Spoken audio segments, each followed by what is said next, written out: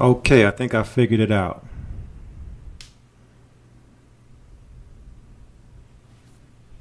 I think I figured this thing out here so we can get the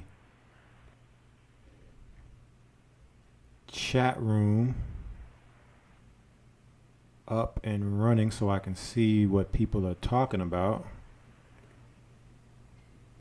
Praise the Most High for that. How are you brothers and sisters doing today? Can y'all hear me loud and clearly? I want to make sure you can hear me loud and clearly before we get started.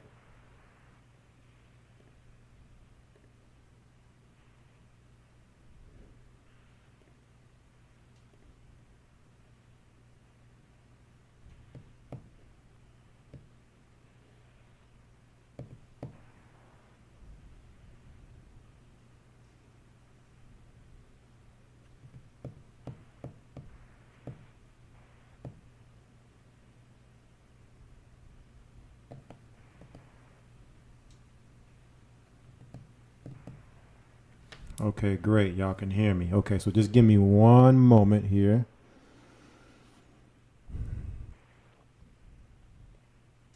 And we'll be ready to start.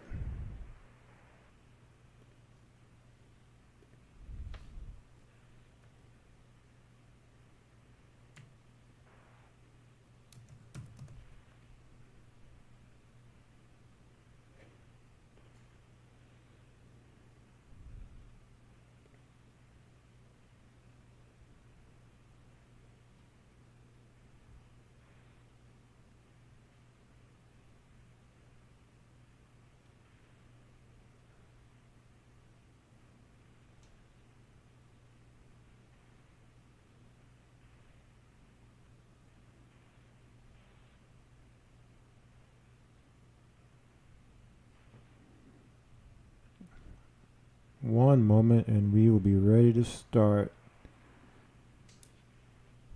I just need to find one more piece of information here.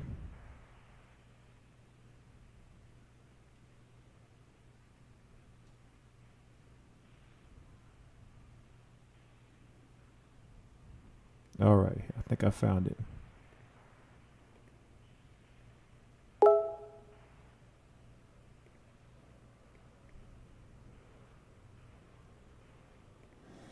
All right, so let's go ahead. Let's see here. Put this right there.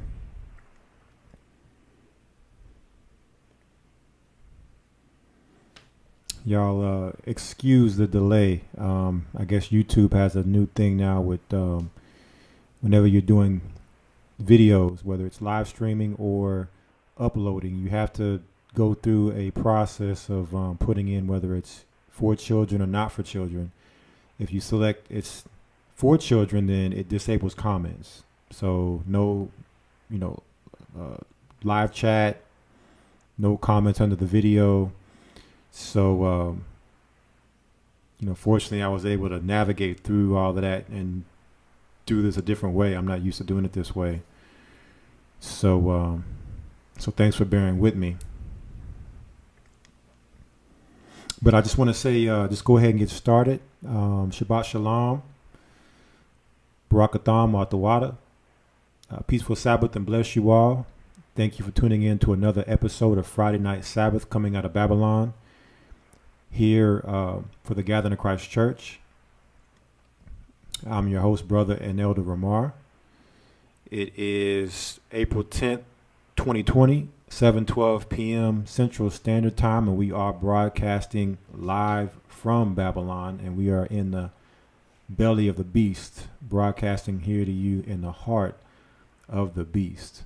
And I pray that all you brothers and sisters that are out there listening, that you've had a blessed week and that everything is going well for you.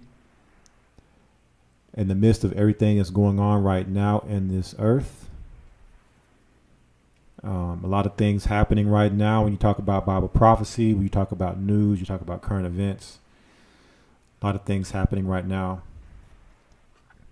Before we get started and go into the information, just want to remind all of the listeners out there how you can listen in and follow along with this broadcast. There's a couple different ways you can watch through YouTube. You can go to the GOCC Texas YouTube channel. The actual URL for that is www.youtube.com/user/GOCC Texas, capital G, capital T. That'll take you to the Gathering of Christ Church Texas YouTube channel where you can follow and listen along through YouTube. If you would like to listen through your phone, you can call in. The guest calling number is 515-605-9327. And if you have a question or comment, you can simply press the number 1. That'll put you in the guest call queue. And when we go to the call lines later in this broadcast, you will be able to have the opportunity to speak. We'll love to hear you, brothers and sisters. You'd love to hear your comments, your questions, any type of information that you can share. Will always be much appreciated. Also, if you can click the like button so that we can get this word out, clicking the like actually helps to spread this broadcast. So let's go ahead and click the like, share on your social media platforms, send it out through email, through texting. Let's get the word out because, regardless of those people of the world that are alive today are going to listen or not to this message or to the message that's coming out of the scriptures, that's not necessarily anything we can control. Our job is to speak into the wind and let it fall on whom it will fall on.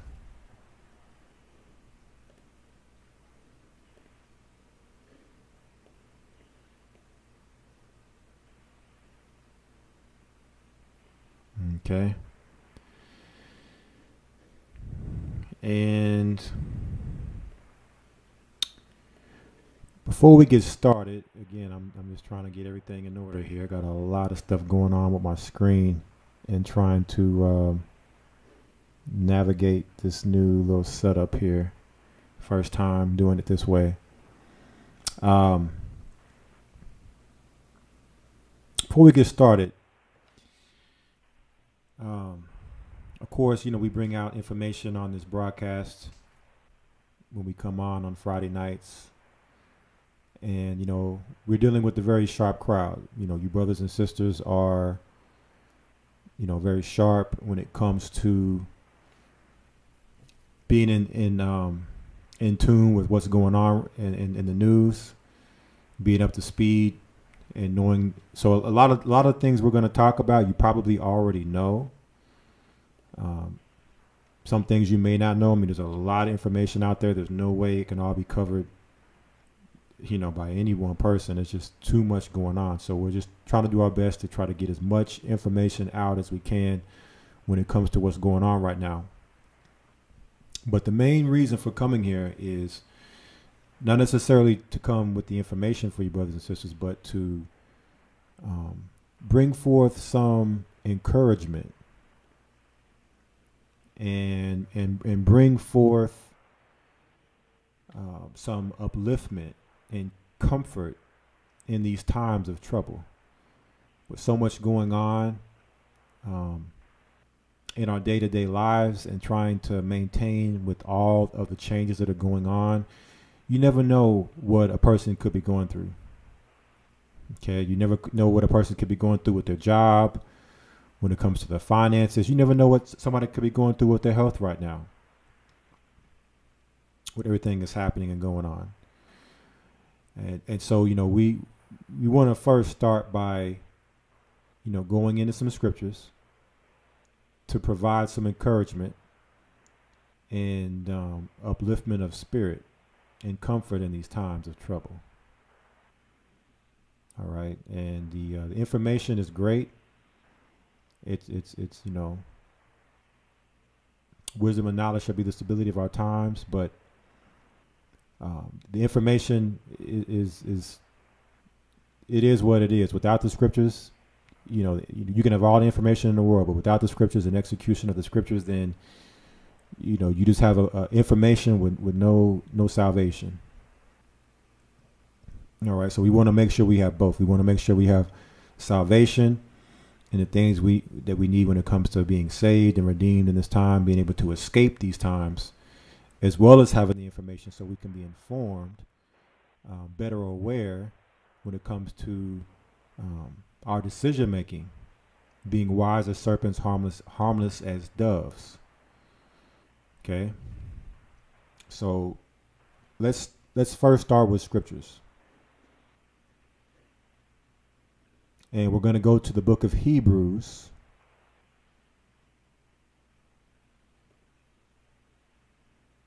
Hebrews chapter 12.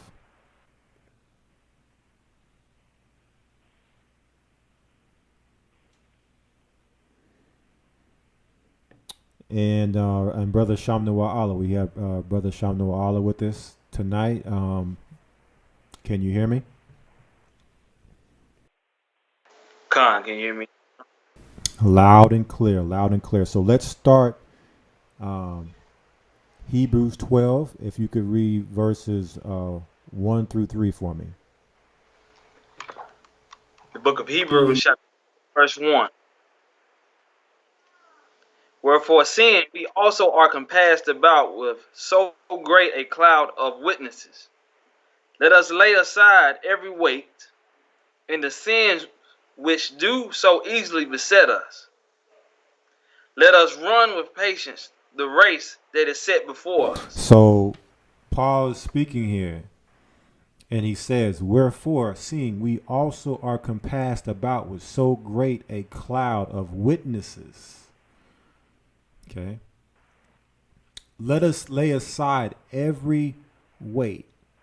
So, asking you brothers and sisters out there, do y'all feel right now like there's almost like a huge weight, honest, with everything that's happening and going on? Like, can you feel the weight? Can you feel the walls caving in and all these burdens being put upon us now? You got to wear your mask, you got to wear your gloves. Your job is saying you got to do this. Where you rent from or where you mortgage from, you got to do this. Like, all these things are coming down the pipeline that we now have to rearrange and change our lives to be able to be in adherence to the system and everything that they're putting in place for us to adhere to. What does Paul say? Paul says, let us lay aside every weight. All right. So we must lay aside these weights. Of course, we must be in compliance for our sustainment, our ability to sustain. But we must also lay aside these things that weigh us down, these things that make us, have anxiety, maybe shortness of breath and much worrisome.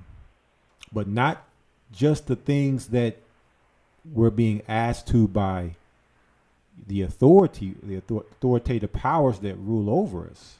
There's a more deeper point here that Paul is speaking to. Because if you continue to read here, he says, and the sin which doeth so easily beset us. So the main thing we must do is examine our lives, and the sin that's in our lives must be put down. Okay. The Most High has given us the time, with the world on pause, with the whole world being closed for the most part. He's given us time to examine our lives, to examine our homes, and to search for sin that is amongst us and in the midst of us, and to set it down. It's a weight. And then what? And let us run with patience the race that is set before us. So if you ever seen a marathon race, right? Those people that run in the marathon race, they have little to nothing on. They have some really, really short shorts on. They have really, really small tank tops on, the thinnest shoes they can find. So they're trying to run that race with the least amount of weight that they can run that race with. Because the more weight they have, guess what? the quicker their endurance is going to go. The quicker they're going to lose their stamina and not be able to finish that race.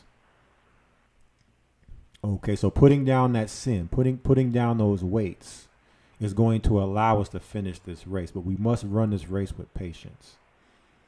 Meaning we can't get ahead of ourselves. Okay, we can't get too far out in front to where we're, just all over the place. We have to be able to operate with patience and self-control, and that centers around putting down sin. Okay, read verse 2 for me. Hebrews chapter 12, verse 2. Looking unto Yeshua, the author and finisher of our faith. Looking unto who? Yeshua. So Paul says, looking unto Yeshua, or whom the world calls Jesus Christ, the author and finisher of our faith. So again, it goes back to what I was saying about the information. The information is great and it's key, but we must be looking to Christ, because he's the author of all of this that we're called to do, which is to walk the straight and narrow path, to run this race. We must look to him to finish this race. And what about Yeshua? What about Christ? He was a man without sin. Right? He was a man free of sin. So looking to him, we must also look to free ourselves from the sin in our lives. And as you look around the world right now, you look at the world, Christ said it'll be like the days of Noah. And when this first happened, I remember seeing what everybody was into. You got people on TikTok, women, twerking and gyrating and people just acting silly all over social media. And I'm like, man, nobody's repenting. Nobody's looking at this as like a unprecedented moment in time that something major is about to happen. This has never happened in world history. And your response is to get on TikTok and to just act a fool and to not even just that, but other things that people are doing in their lives, just acting a fool. Like, who is going to repent? So it made me think about the book of Jasher when you read the stories about the people during that time whom weren't repenting during the times that led up to the flood. The Most High sent all types of signs to the people to warn them the flood was coming. The flood is coming. And the more signs that he sent, the more people shook their fist at the Most High. And that's pretty much what people are doing right now. They want their normal lives back, their normal routine back, shaking their fist at the Most High for how dare you interrupt my life of sin. Right? Everybody wants to go back to the life of sin. That's all you see. People talking about, I just want things to go back to normal. I just want to go back to what I was doing. Nobody's talking about repentance. Okay? So I'm here to tell you, brothers and sisters, another weight that can weigh us down is trying to reach people. We're to prophesy to the wind. Let it fall on those who can hear and that can see. And majority of people, if they haven't, with this sign right now, haven't woke up, probably 9 times out of 10, they're not gonna wake up. Like, who's awake right now is who's awake, and it's gonna be a lot of people that are awake that don't make it.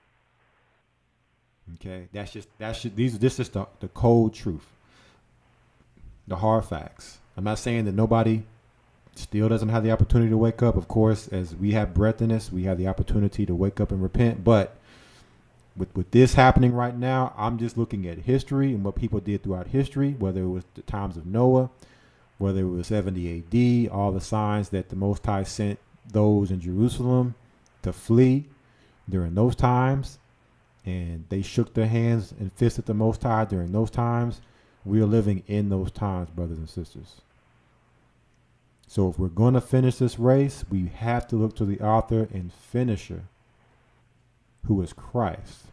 He's the author and finisher of our faith. And that's what this is going to come down to, is our faith. And do we believe, right? Do we actually truly believe with works that we can escape these times? But you must first escape sin. Read on. Hebrews 12:2. Looking unto Yeshua, the author and finisher of our faith, who for the joy that was set before him endured the cross, despising the shame, and is set down at the right hand of the throne of AHAYAH. So, being that we are to look to Christ as the author and finisher of our faith, look at the cross that he bore. Right? He bared the cross. So you have to ask yourself, brothers and sisters, are you bearing your cross and doing it with joy? It says, who for the joy that was set before him endured the cross. So there's a heavy cross on our backs, those who are walking this walk right now, because the world is laughing and scoffing at us. Even in these times, they still can't comprehend what's going on and what's about to happen. To where it's easy to stick out like a sore thumb in these times if you're not careful. If you're not wise as serpents, harmless as doves. Despising the shame. So with your day-to-day walk, brothers and sisters, and the light, because really right now, you're not going to reach people with words for the most part. You're going to have to reach them with that light, which is your actions. Let them see the Christ in you. But even in that, when you are shamed, are you despising the shame? Are you looking past the shame? Are you letting the shame cause you to get weary? Are you letting the shame cause you to have weight on you to cause you to not finish this race? Because let me tell you something, those crosses are no light thing to carry. And it's set down at the right hand of the throne of God. Okay? So he's already been here and done what he was supposed to do to make it to where, to the other side of this. So now we're looking to him to say, you know what? I want to make it to the other side of this. Because this world right now, this is not living. Being confined to your house, not being able to go outside, play at the park, socialize, with the social distancing, this is not living, brothers and sisters. This is not how the world was intended for us to live. Everything about our world is artificial, to where socializing now has become all online. As if it wasn't bad enough, now they're forcing you online to socialize. So do you want to make it to the other side of this thing? To see Christ, who is right now sitting on the right hand of the throne of God. Okay? So again, we're looking to him to finish this race. Read verse 3. Verse 3. For consider him that endured such contradictions of sinners against himself, lest ye be wearied and faint in your mind. For consider him. So are we considering Christ in our day-to-day? Are we just looking at the fact of, man, I'm going through it. Oh, man, this is happening to me. That's happening to me. Our lives are so horrible. But are we looking to Christ and considering his walk? Considering what was done to him and all his righteousness? When we appear before the Most High as filthy rags. Okay? So the world can always point to you and point to things that you've done wrong, to have something against you. But what was it that they had against Christ, who was free of sin? Consider him that endured such contradiction. So one thing we're seeing is that Christ endured, and he endured hypocrisy, the contradiction of sinners against him. So he had sinners, those people who were full of wickedness. They would come against him and call him wicked in all his righteousness. Are we considering that? We must consider and look to him as the author and finisher of our faith if we want to finish this race. Lest what? Ye be wearied and faint in your minds. Okay? Because if we don't always keep Christ in our minds, we will get weary and faint in our minds, because we'll take it upon ourselves like our lives are so bad and this is only happening to me, or only happening to those that are in the truth, when Christ has already been here, done that. He's already walked the walk, and he didn't faint. He endured. So with all the heaviness that's on us in these times, brothers and sisters, we must endure. But most importantly, the information is great, but we're talking about our salvation here. We must look to Christ so that we don't get weary and faint in our minds. Now, let's get a couple more precepts here. Let's go to the book of Galatians, chapter 6.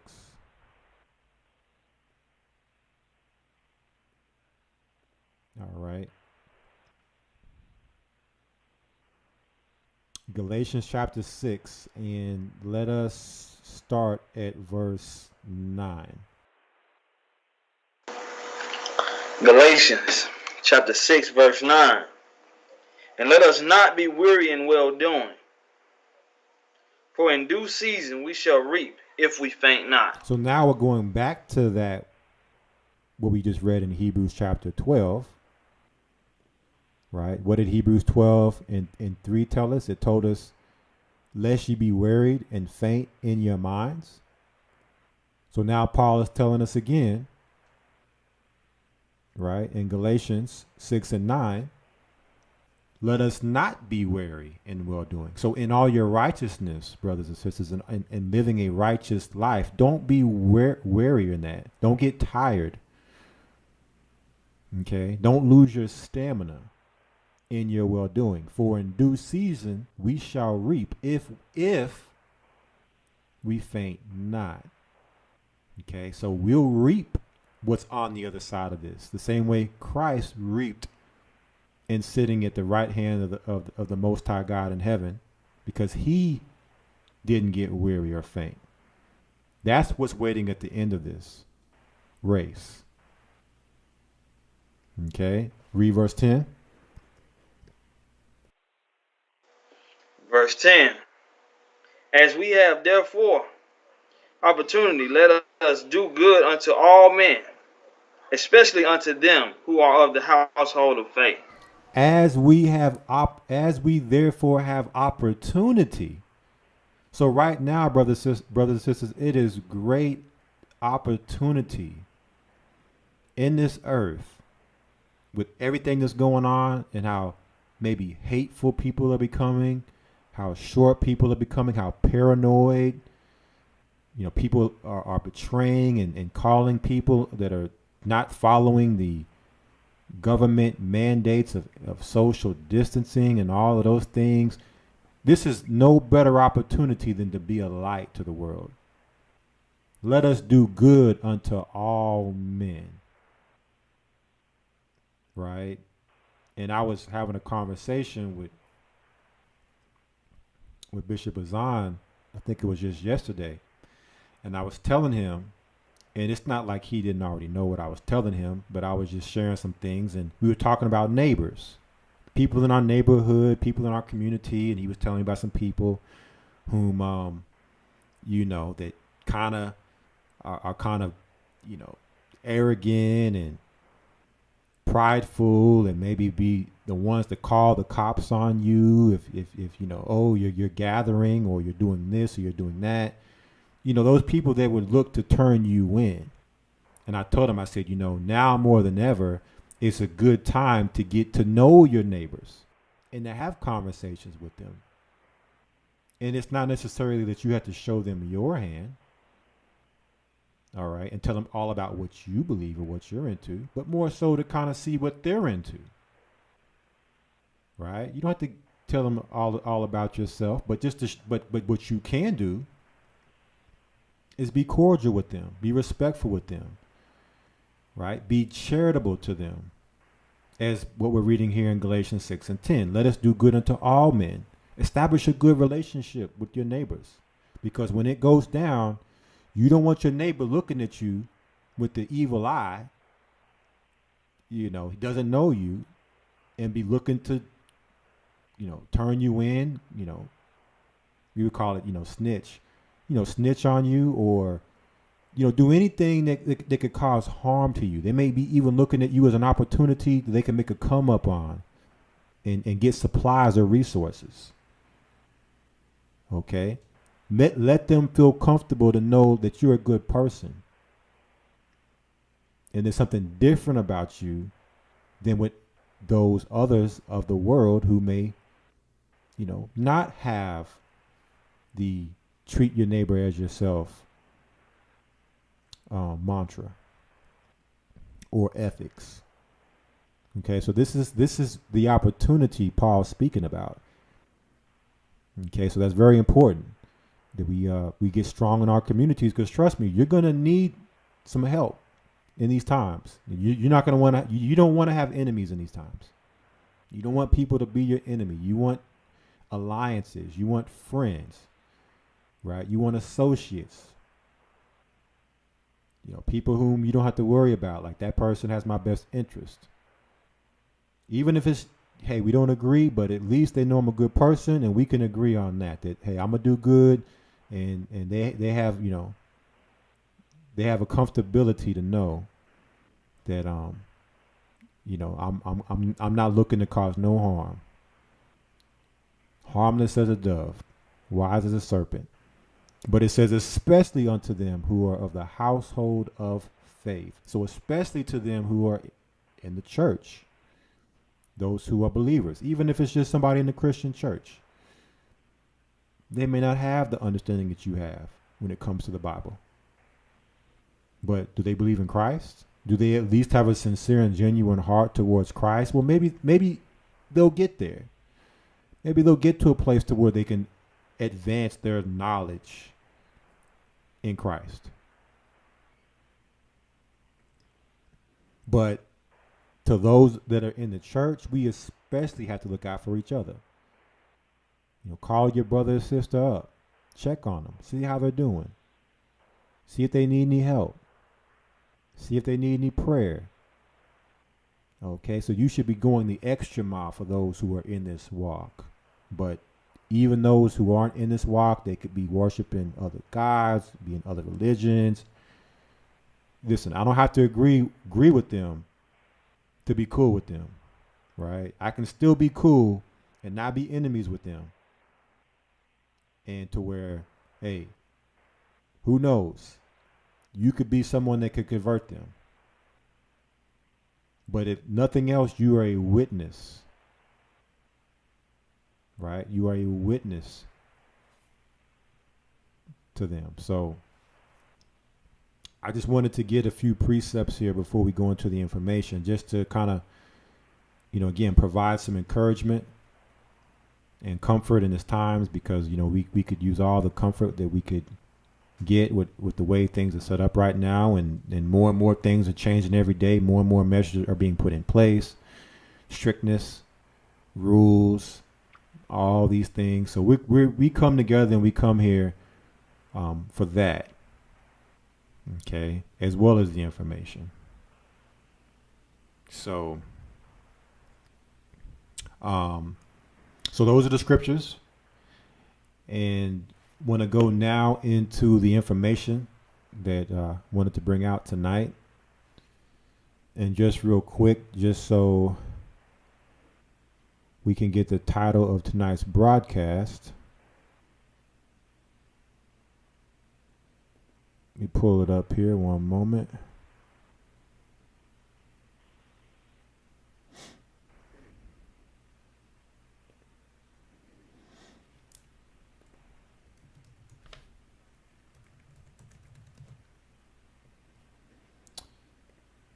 Tonight's broadcast, the title, African Americans, the New Face of Corona.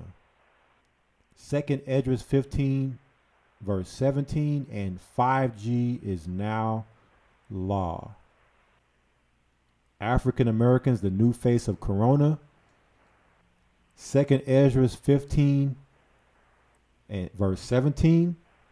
And 5G is now law. So these are just some of the things that we're going to talk about tonight when it comes to the news and information that is out right now that's very, very important for us to be able to make sure that we're paying attention to. And again, some of the stuff you brothers and sisters may already know, probably do know. But again, it's about getting the word out. It's about, covering as much information as we can cover and keeping a focused and diligent mind so we don't get distracted, because it's so easy to get distracted in these times. So many distractions out there. Okay, so now is not the time to get distracted. And this information gives us opportunity to research. And Christ told us to watch and pray always. So while we're praying in these times, we're also watching and paying attention to what's going on, because it's going to tell us where we are according to Bible prophecy. It's going to be what is used to help our faith.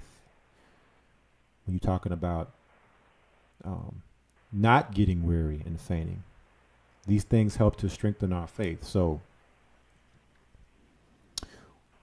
what does it mean? Or what do we mean when we say African Americans, the new face of Corona? I'm going to play a video here for you. And let me just make sure I got my setup here together. All right, so I'm going to play a video here for you about this. And when we come back, we're going to talk more about this and what it all means. Okay.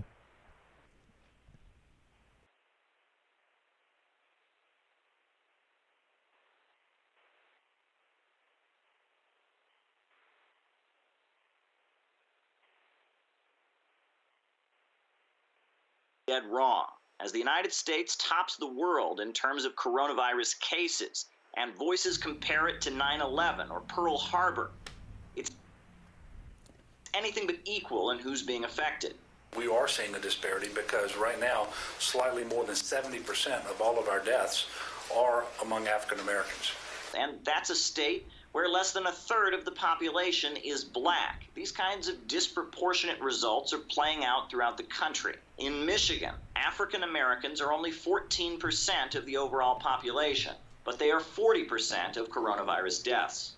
In Illinois, 15% of the population is black, but so far, African Americans account for 29% of coronavirus cases and 42% of deaths. The mayor of Chicago, a major city where African Americans represent over half of coronavirus cases and 70% of deaths, did her best to explain the situation.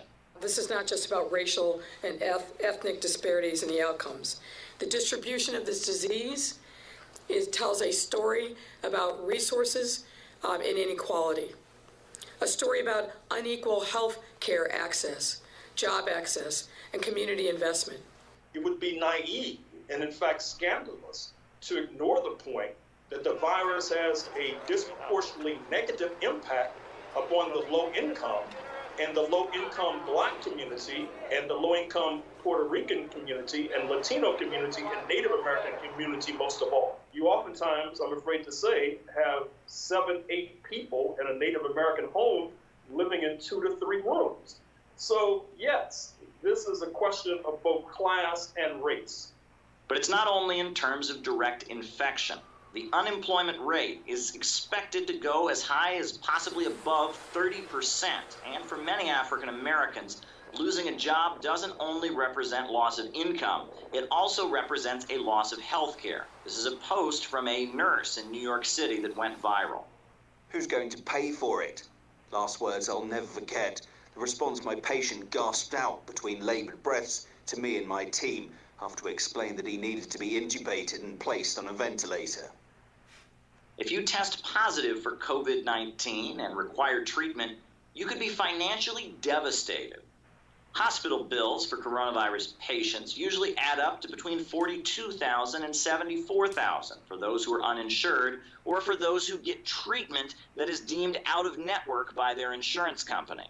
And even for those with insurance using in-network providers, the out-of-pocket expenses can add up to $21,000 or even $38,000. That's not a bill most Americans can afford. And because of our for-profit health system, hospitals have been closed, clinics have been eliminated, and you have a disproportionate number of poor people who lack those basic health services. So what we are seeing with this pandemic is not so much the fact that it's the pandemic itself, but the pandemic has exposed the structural contradictions of an economic system. This is a issue that goes across communities. It is manifesto in very dramatic ways in the Black and brown and the indigenous communities because of the historic oppression of those communities, but it also impacts poor whites and the white working class. There are real serious class contradictions in the U.S. that this pandemic is exposing in very graphic ways. Growing numbers of observers are saying that the U.S. mishandling of this crisis isn't simply about a shortage of masks and ventilators. It's about long-standing inequalities and the irrationality of a profit-based healthcare system. Caleb Maupin, RT, New York.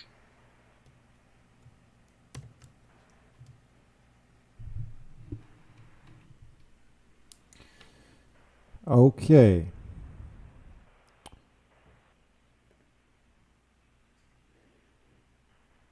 So the name of that video was Black Americans Worst Affected by COVID-19.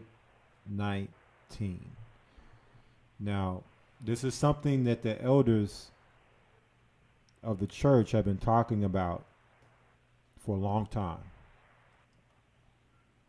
It doesn't matter whether it was Al-Qaeda, doesn't matter whether it was ISIS, it doesn't matter whether it was, what was going on with, religion, with different Israelite groups. Now we have COVID-19 that at the end of the day, the terrorists were going to be made into black faces. And here we have it. Now, Black Americans make up the majority of what they are saying are the highest affected by COVID-19, by the coronavirus. And this storm that we're in right now is a perfect storm, because when you look at the poor, we know the poor makes up the Black, Hispanic, and Native American communities. So with all the jobs shutting down, for the most part, or business shutting down to a certain degree, you're now having a lot of people laid off of what they would call furloughed, without jobs. I think the latest numbers I've seen was either 10 million or 17 million people who have filed for unemployment. Who do you think majority of those people make up? What nationality? What demographic? Minorities. Within that, like they said, no health care, or at least no money to afford health care. So if you have to be, admitted to a hospital because they said you have COVID-19, what about your hospital bills? Who's going to pay those? right? Debt. And what did we talk about the last broadcast? The rich ruleth over the poor. And the what does it say? The borrower is servant to the lender. So if being poor wasn't already bad enough, now they're going to push you further and further into debt on top of everything else that they're doing with this. Putting a label on you. And when you look at the numbers, they're saying that, well, we make up very, very small percentage of the population. Like, let's say we make up 15% of the population, but then make up 60% of the cases for COVID-19.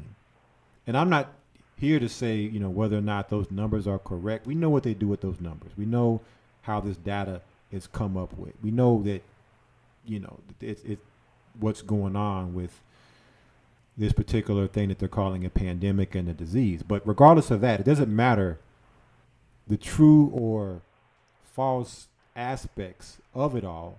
The only thing that matters is the end result. What is the result of what's going on? That's all that matters. So we have to look at the result. What's the result? So now the result is, just like with AIDS, COVID-19 is a black disease. Just like with HIV, COVID-19 is a black disease. And you remember when it first happened and people were talking about, oh, black people, look at Africa, it's not being affected because of our melanin. You remember all those people that were saying all that mess? So where are those people now? And again, not saying that the numbers are true or that these are facts. All I'm saying is this is what they're reporting. This is what the news and what came out of President Trump's mouth himself.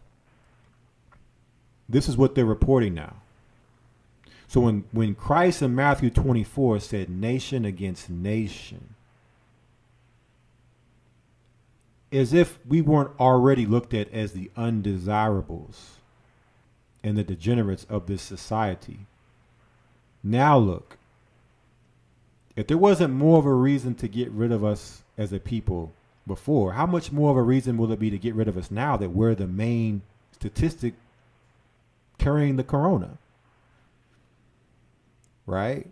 The useless eaters, those that are in debt, those that got corona, we're nothing but a liability and a threat to the society. So what is that going to mean? It's going to mean other nations now coming against the black race. When you're going to and fro in your comings and goings, if you weren't already looked at detestably by the other races, other nations, now how much more will you be looked at? Because now you have a potential to infect someone else in their house, right? So now they have to worry about their family and you being a potential biological terrorist, a walking biological threat. So I hope you brothers and sisters see the writing on the wall here and what this means. And the reason why, going back to what I said about brothers and sisters, making sure that with your neighbors you establish good relationships. Okay? Because you're gonna need it. You do not want them looking at you with these type of eyes. And again, there's only so much that we can control, but all right, so that's where we're at. Civil war, nation against nation, all out assault on the children of Israel, and this is what the scriptures call to as Jacob's trouble. And this is just one thing. Don't forget, at the end of last year, what did they have a campaign for? Black Israelites, black Hebrew Israelites attacking synagogues. All right. That's how they ended the year. So the year ended and started with that. And now with Corona, now blacks are the new face or poster children and carriers of corona. Okay, I'm going to pull up an article here.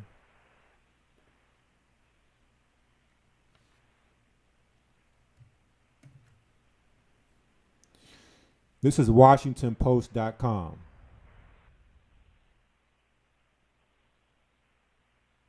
It says the coronavirus is infecting and killing Black Americans at an alarming high rate.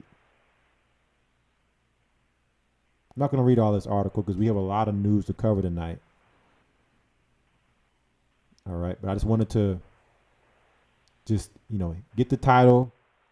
April 7th is when this article came out. It says, as the novel coronavirus sweeps across the U.S., it appears to be infecting and killing Black Americans at a disproportionately high rate, according to a Washington Post analysis of early data from jurisdictions across the country. So it didn't take long for America, for China to be the main, the ground zero of the coronavirus, to now America is ground zero. America now is become the epicenter, New York being the capital of now the coronavirus.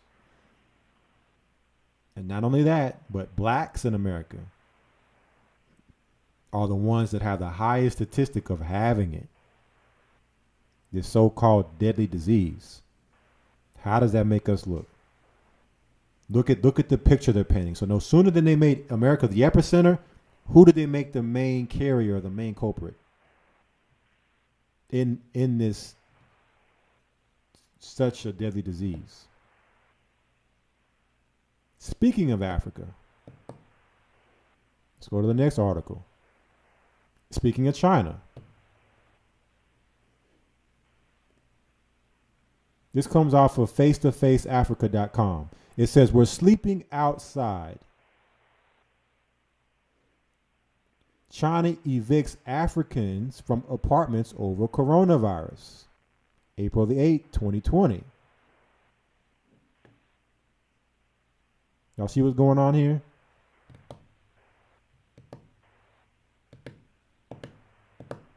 And Elder Bakar had came on earlier in stream, and he had played the video of a sister actually bringing this information out.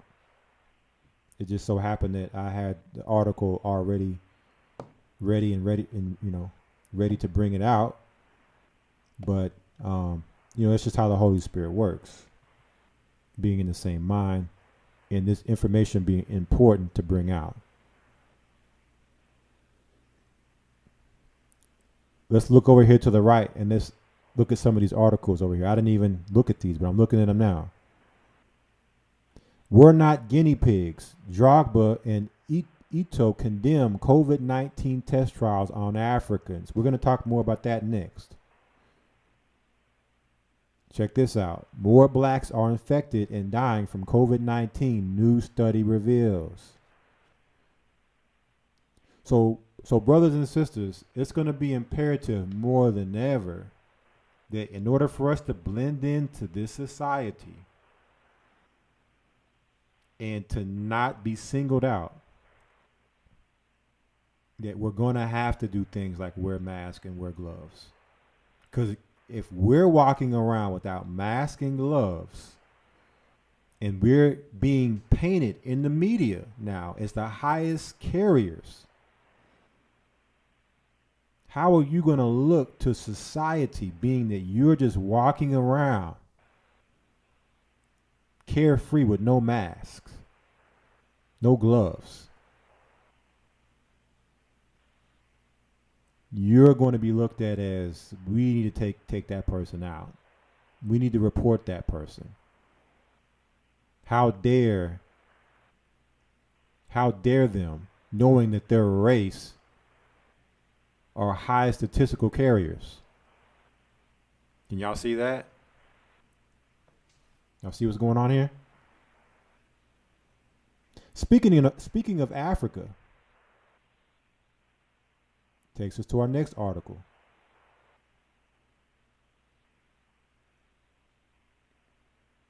and this is on Twitter, off of the Chronicles Twitter feed. It says, update, DR Congo will be one of the countries where COVID-19 vaccines from where? U.S., China, and Canada will be tested beginning in July, says Jean-Jacques Mayembe, head of DRC's agency leading the pandemic response. So here you have Africa, who has the least cases out of all nations, all continents. They got the least amount of cases, but they're going to head the campaign for the testing.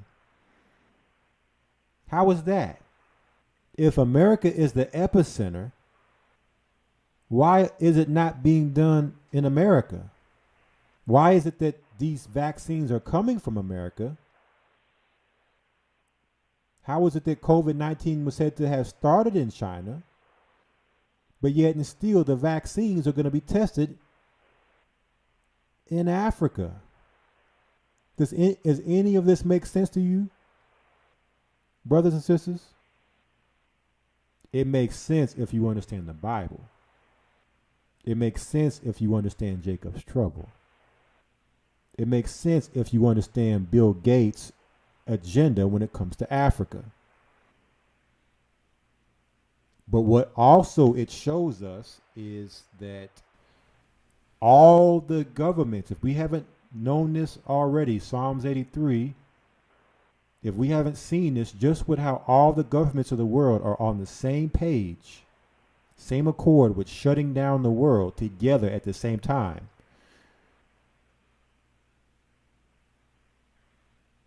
That now African authority, the countries in Africa, their governments, their authoritative figures are now in bed with U.S., China, and Canada to test vaccines on Africans, people of the African continent. That goes to show you that all these people are against us. The governments of the world are against us, brothers and sisters. And that's why you see here on this article, we're not guinea pigs. Drogba and ETO condemn COVID-19 test trials on Africans. So you're going to have some pushback, right?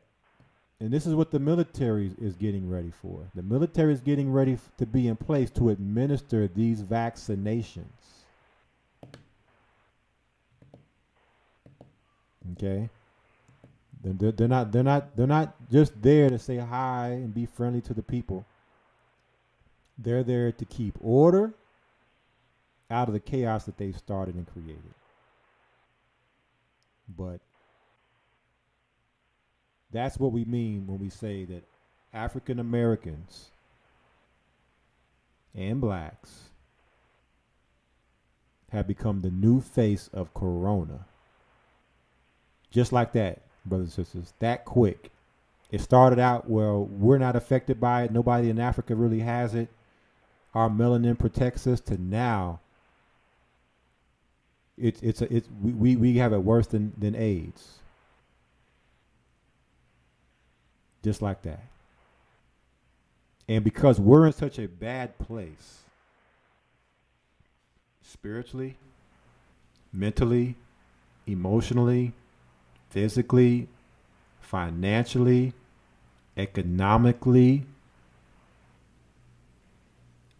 unity, when it comes to our unification as a people, because we're in such a bad place, we're like sitting ducks ready to be plucked off.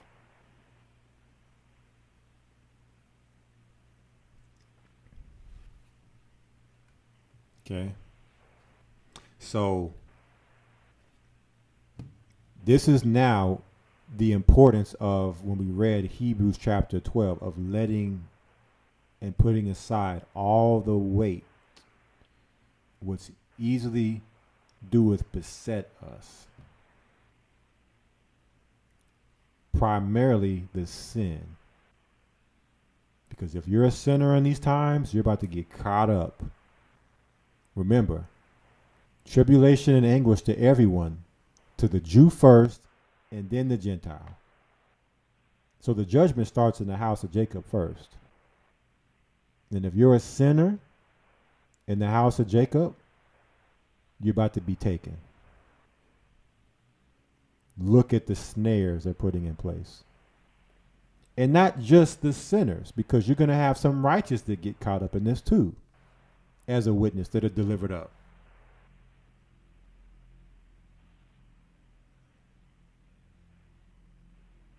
So, just look at the stage that's being set. And now maybe it can resonate in our minds why Jeremiah called it Jacob's trouble. Can you imagine what he was seeing? Like, we're living it, but he's seen it happen before it happened. He was watching it play out like you're watching it on TV. He was watching it in a vision, in a dream, and prophesying about it. And why you had men who were holding their loins and faces were turned to paleness, running for their lives from these powers looking to hunt us down.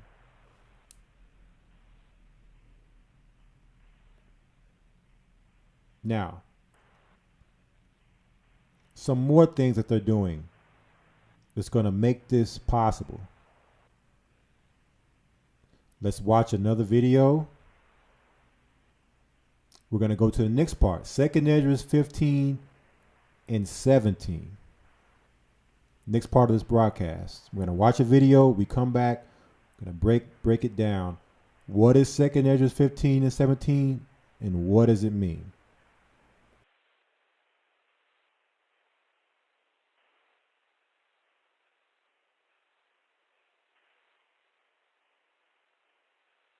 Check this out. What does Bill Gates want? Eventually, what we'll have to have is certificates of who's a recovered person, who's a vaccinated person, because you don't want people moving around the world where you'll have some countries that won't have it under control. Sadly, you don't want to completely block off the ability for those, people to go there and come back and move around. Okay, I'm going to play that again, guys. Listen to this.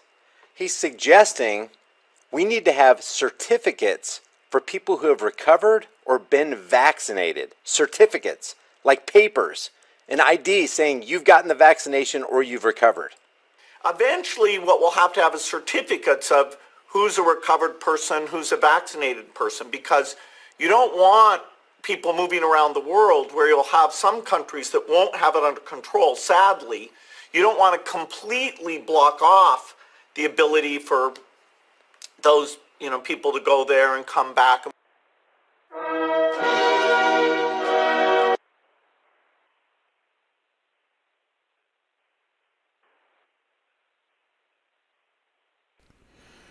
So that was a video off of Maccabees TV, an Israelite YouTube channel that posts a lot of information when it comes to our community and keeping us updated and informed. And the name of that video was Bill Gates, You Can't Travel Without a Vaccine Certificate. So basically what Bill Gates was saying in that video was that you'll have some countries that haven't recovered from corona. He said you don't want to limit a person's ability to move around and go to another country or another place where it is under control. So what we'll need is a certificate. We'll need a certificate so that those people who have been vaccinated or have had corona and recovered, they're good and they can travel. Without that certificate, you won't be able to travel because you'll be looked at as a threat, especially if you're black. Now you can see how Jacob's trouble is really coming full circle to where they can keep you confined to a place to where you can't move. Right? Keep Jacob where Jacob cannot flee. Because if you are black and you're looking to travel, you're a health risk. because your race are carriers. The same way how when you were Arab and they had the whole 9/11, the post 9/11, and if you were Arab and it came to travel, you know, how people looked at Arabs and thinking that they could maybe have a bomb or something and be terrorists, and how they were, you know, racially profiled. Now, how much racial profiling will go into black Americans or black people in general when it comes to travel? Where's your vaccination papers? Where's your vaccination certificate? We're going to get an article on this, right? We're going to get an article on this. But first, I want to go to the scripture so we can see that this was actually prophesied in the Bible.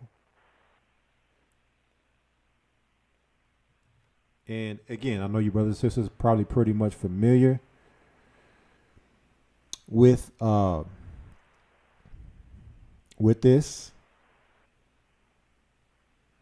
But we're going to go to 2 Esdras chapter 15. Let me pull it up here. And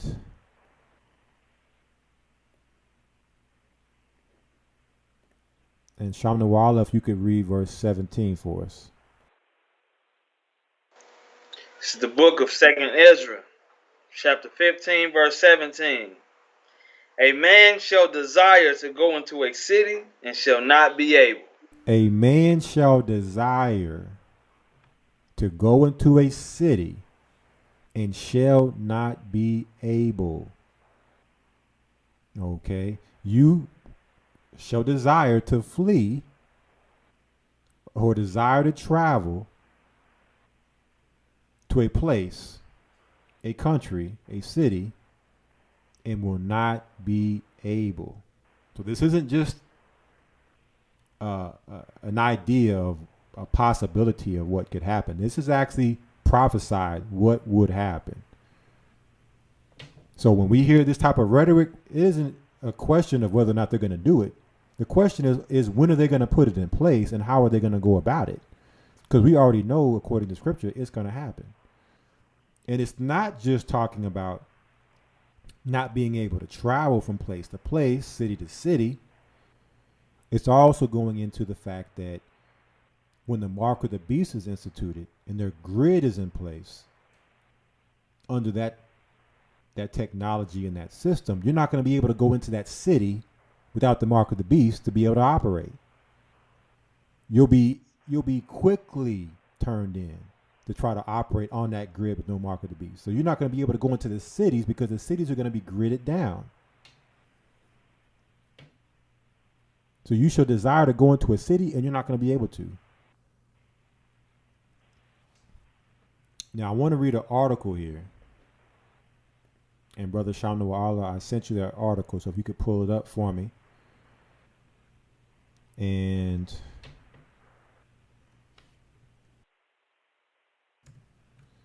gonna read this article here. Let me pull it up. This isn't anything new. We're gonna take a look at the past to see if this is a new idea or a new concept. So this comes off the Washington Post.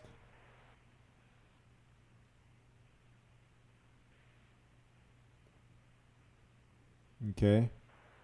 One moment here. Help the brother out.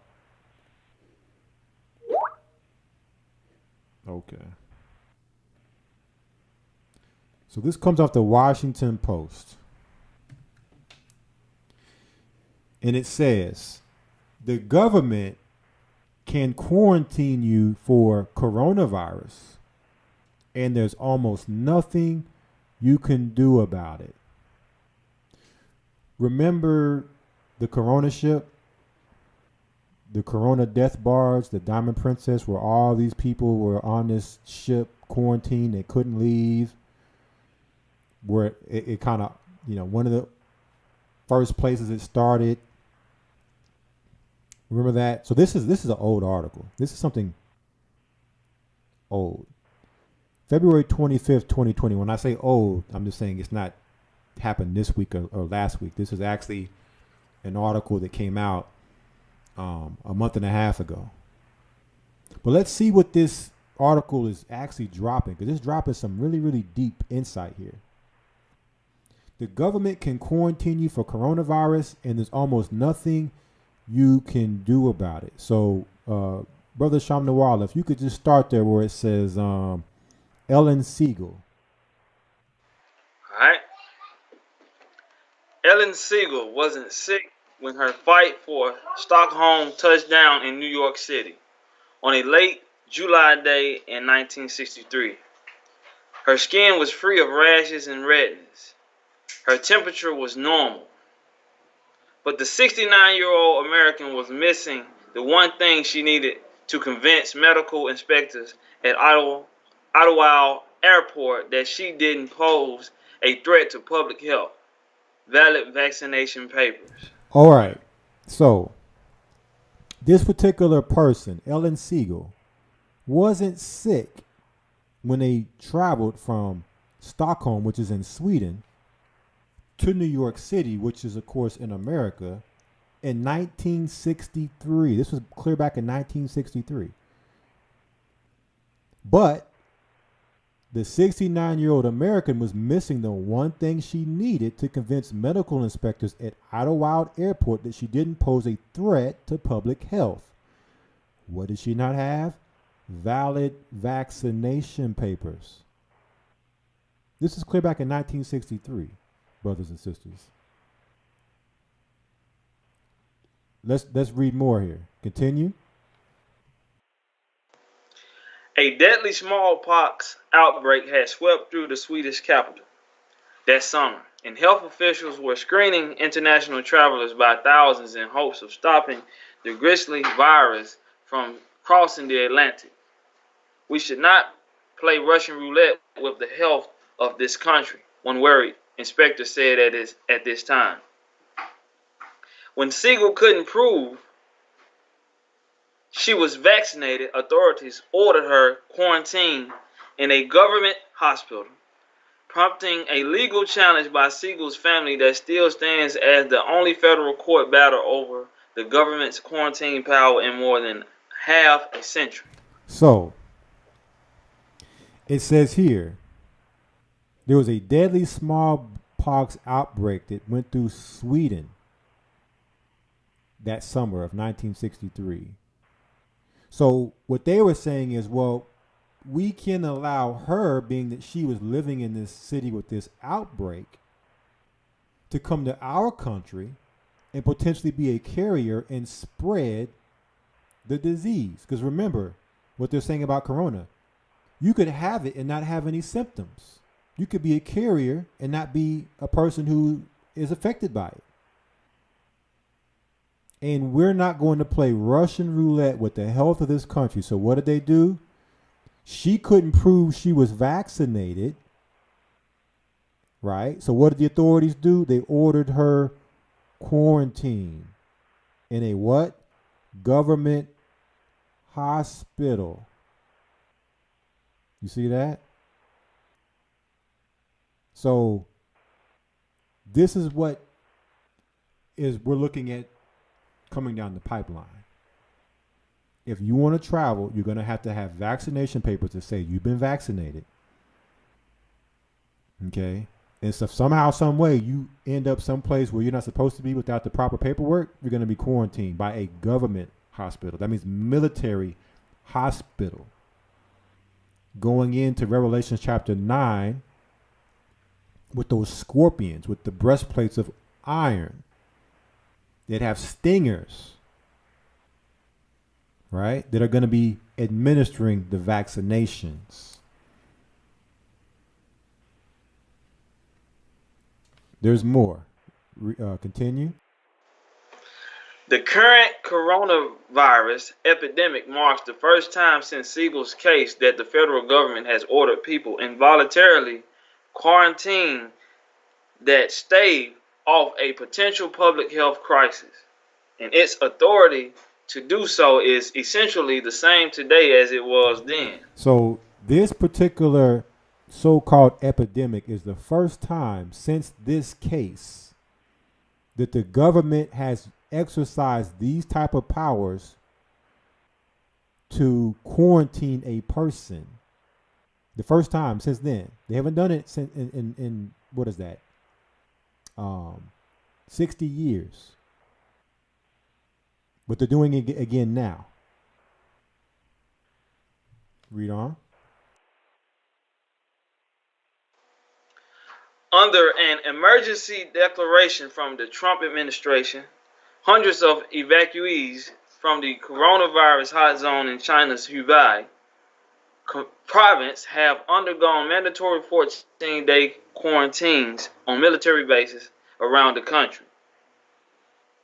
Others who were exposed to the virus abroad, the ill-fated Diamond Princess cruise ship, are in the middle of their own 2-week quarantine, bidding their time under the watchful eye of government physicians until the disease incubation period passes. All right.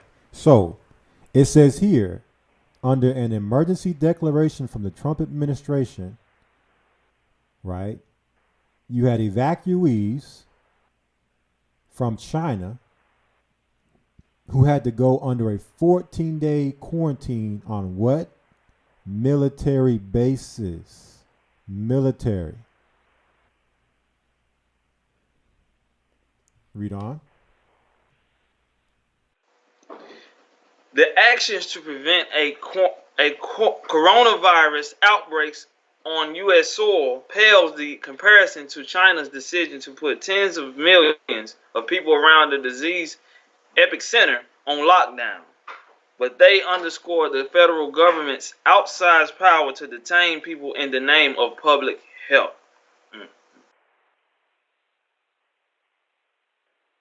Regulations set forth by the Center for Disease Control and Prevention gives health officials broad authority to quarantine or isolate anyone reasonably believed to have been exposed to a range of highly infectious diseases.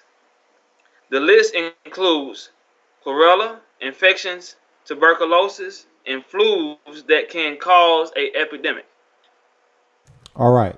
So the Centers of Disease Control and Prevention, there's regulations by the CDC that give health officials broad authority to quarantine or isolate anyone reasonably believed to have been exposed to a range of highly infectious diseases. So if they say that you've been exposed to it, meaning that, well, you work at a hospital, you had to have come in contact with someone who had corona because, you know, they would have had to come into the hospital.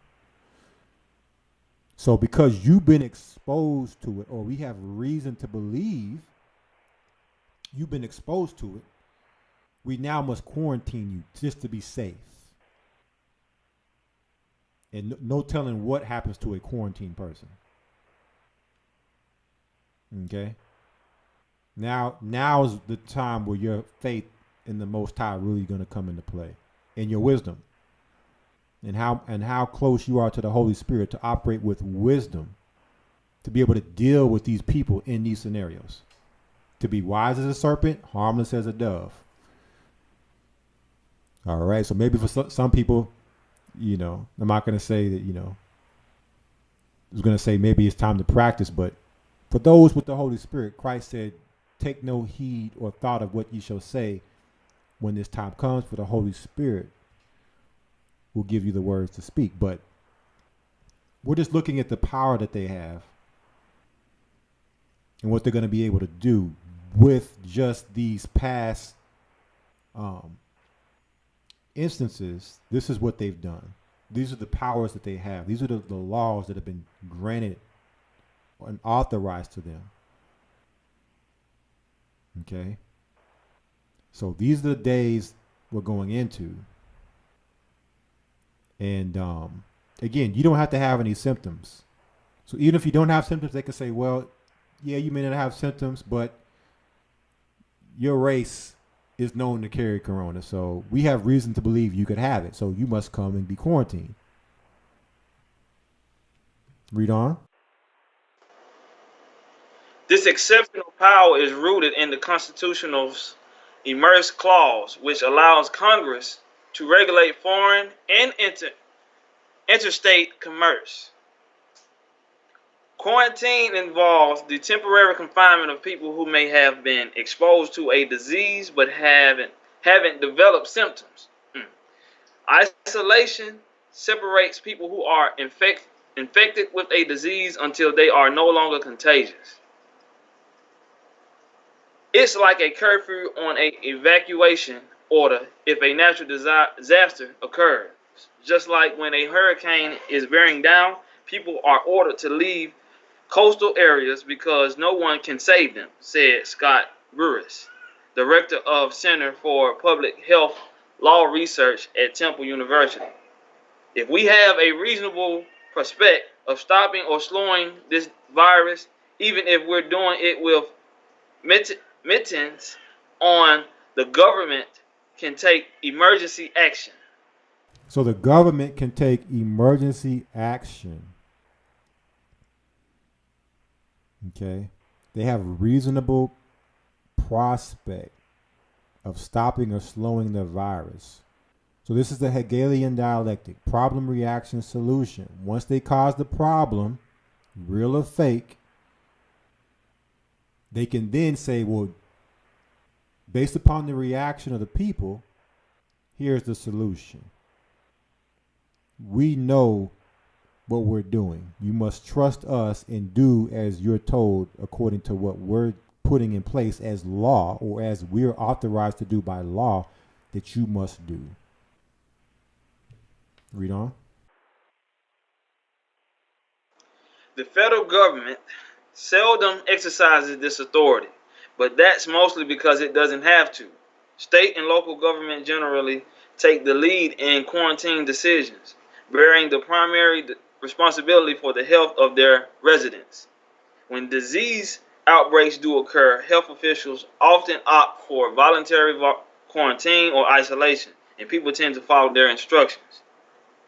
Authorities weren't taking any chances in 1963. That May, a 24-year-old Swedish seaman contracted smallpox during a trip through Southeast Asia and carried the disease back home to Stockholm. The virus spread it to 24 more people in the week that followed, killing 4 of them. The outbreak triggered a global health scare that summer. At Idlewild Airport, inspectors screened more than 500,000 passengers over 3 months period, eyeing them for symptoms and scrutinizing their paperwork, as the New York Times reported at the time. One of those passengers was Siegel, who had spent 4 days in Stockholm before flying to New York to visit her daughter on July 25th. She insisted that she had been vaccinated weeks prior, but health officials concluded that her latest injection and others before that had been unsuccessful. Court documents show they ordered her quarantined for 2 weeks at the U.S. Public Health Hospital in Staten Island. So check this out. She had insisted she had been vaccinated. She said she had already been vaccinated, which probably she had been. But health officials concluded that her latest injection and others before that had been unsuccessful. So what they're saying is, well, yeah, you may have been vaccinated, but you didn't get the latest vaccination. So that just goes to show you that you're going to get dose after dose after dose of vaccinations. If it's not the latest one, it's kind of like, when you upgrade your software on your computer. Let's say you upgrade to 3.0. And then they say, well, in order for you to continue, you must have 5.0. So in order to get 5.0, you must first get 4.0. So if you had vaccination 3.0, you must get 4.0 and 5.0. You must get 2 more vaccinations to be up to date on your vaccines before you're considered, vaccinated and safe to proceed. But also something else that you can take away from this, that this particular person, Siegel, had got this from someone else, a 24-year-old seaman who went through Asia. Again, it's like all these things are just coming out of China. So this smallpox pandemic or outbreak was going on in Asia. The person picked it up and came back to Sweden and then came in contact with people in Sweden, and that's how the epidemic started in Sweden. Now, again, this is what they're telling us. We don't have any proof that this ever happened.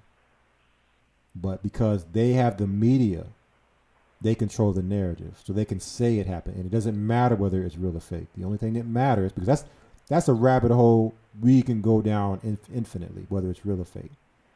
Of course, we can come to our own conclusions and opinions about the things we see and be heavily persuaded of it not being real, but can you actually prove it with a shadow of a doubt? 100%, you can maybe 99%, but can you prove it 100%? Doesn't matter whether it's real or fake. What matters is what is the solution off the problem that they have generated or manufactured. Okay, that's all we should be looking at. Okay, now that this has happened, what are they saying now is the solution? What are they implementing or putting in place because of what they're saying has happened? Okay, read on. Siegel's daughter, an attorney, immediately tried to get her mother discharged by filing a habeas corpus petition, a legal tool typically used to release criminal defendants from jail. She argued there was no evidence that Siegel was exposed to smallpox and that the outbreak had tapered off weeks before Siegel arrived in Stockholm. U.S. District Judge John F. Dooling rejected the petition and ordered Siegel to remain quarantined for the full 14 days. So you had a family member, the daughter of Siegel, file a habeas corpus petition to get her mother discharged from quarantine because there was no evidence that she was exposed to smallpox. What ended up happening? The judge rejected the petition and Siegel had to remain in quarantine for the full 14 days. So you basically have no power, at least within their system. But keep in mind, brothers and sisters, our power comes from on high. Okay, we always have to remember that. Our power comes from on high. But just, keep in mind and just see what's happening here in the 1960s. And it gives us a glimpse into what we can expect in our future. All right, continue on. The judgment required is that of a public health officer and not of a lawyer used to insist on positive evidence to support action. Dooling wrote, their task is to measure risk to the public and to seek for what can reassure and not finding it to proceed reasonable to make the public health secure. They deal in a terrible context and consequences of mistaken indulgence can be irretrievably tragic. Health officials, the judge continued, were not free and certainly not bound to ignore the fact that opportunity for exposure existed during 4 days in Stockholm, that no one on earth could know for 14 days whether or not there had been exposure, and that relators with the history of unsuccessful vaccinations was particularly in a position to have become infected and to infect others. All right, so when we're looking at this, they're saying it's it's impossible to know whether or not the person was infected or not. So just to be on the safe side, we're going to quarantine them. And there's been a history of unsuccessful vaccination. So even though we don't know that they came in contact with the smallpox outbreak, and they've been vaccinated, well, they don't have the latest vaccination, so you're still going to be quarantined. So basically, they're dealing with people however they want to deal with you in these circumstances. And a lot of people are going to be forced, well, let me not say forced, coerced through fear, through pressure, all of these things to do exactly what they're being told to do in these scenarios. Oh, I need to take 3 more vaccinations to be good. Give me the 3 more vaccinations. And just continue to get pumped and pumped and pumped and pumped, full of the poison. They're gonna get the numbers that they need. They're gonna hit the agenda that they're trying to hit in a lot of different areas. They're not gonna reach their full agenda, because Christ said if the days weren't cut short, no flesh would survive. But they're gonna hit a lot of numbers, and you can see how people are going to be falling right in line to do exactly what they're saying, so they can have their life back. Because that's really all people are begging for right now. They're looking at the government, and they want their life back. Okay, read on. The circumstances surrounding Siegel's case are vastly different in scope and impact from the coronavirus outbreak.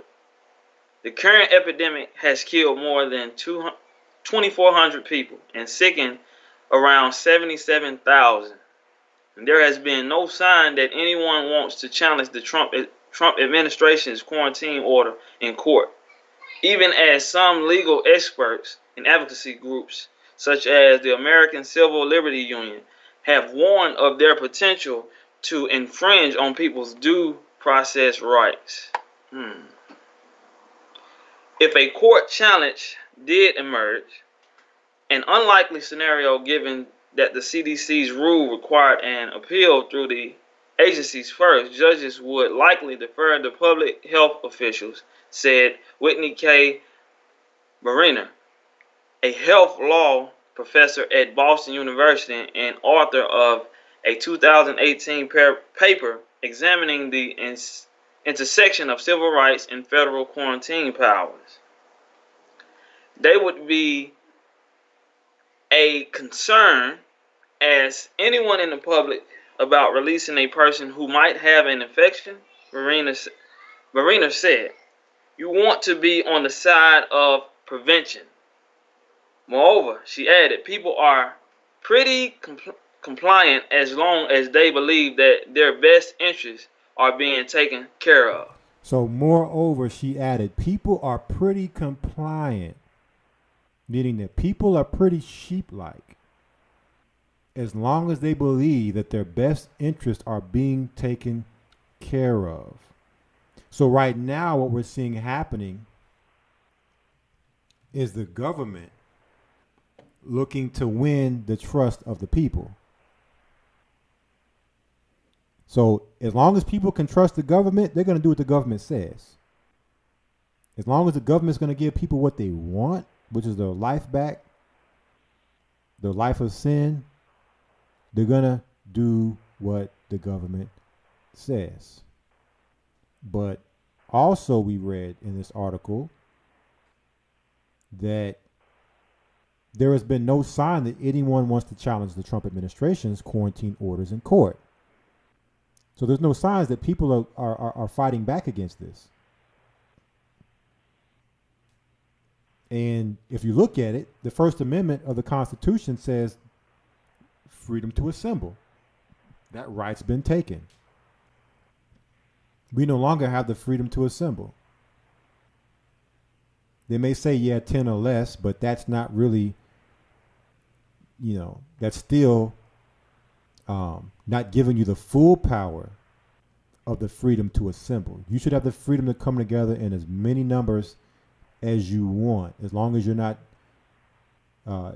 doing harm or causing crime to anybody. But according to the government, because of Corona, they now eradicated the First Amendment. So the next amendments that they're going to look to eradicate, you got the Second Amendment, right to bear arms. Okay, you also have within, I think, the First Amendment, you have the freedom of religion. That's going to be taken away. You're not going to be able to worship who you want to worship. And freedom of speech. And this is one thing I've just been sitting back pondering on. With all of this happening, and you have a lot of people reporting on what's going on, how much longer before they pull the plug on platforms such as YouTube to where you can come and speak freely? We've done videos in the past. We talked about the YouTube purge, upcoming YouTube purge, and not just YouTube, but other platforms. I've seen Facebook posts recently, within the past week, that have been blocked because Facebook, YouTube, Google, all these companies have come together and said that if it's anything that they deem as fake news against coronavirus, they're going to block it under their their actual diagnosis if it's fake news or not. Okay, according to their opinion. So now they're controlling their freedom to speak, being that even if it is fake news, right, you have the ability and right to say those things because that's what the Constitution and the First Amendment authorizes you to be able to do. Doesn't mean anybody has to listen to you, but you have the right. That's your constitutional right. Not let alone your God-given right. So, there's so much that can go into this. Like I said, that's the next thing I'm looking to see is when they start making their move on shutting down the communication, to actually shine a light on this and what's going on. We'll talk more about that here, maybe toward the end of this broadcast. But let's now go to the other part that we were going to talk about tonight. 5G is now law? ? Has 5G become law? I don't know. Let's see. Let's pull up some government documents.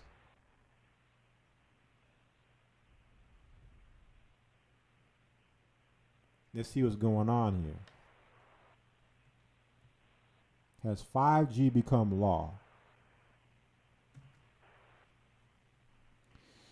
So this comes off of whitehouse.gov. This is an official White House document, straight from their website.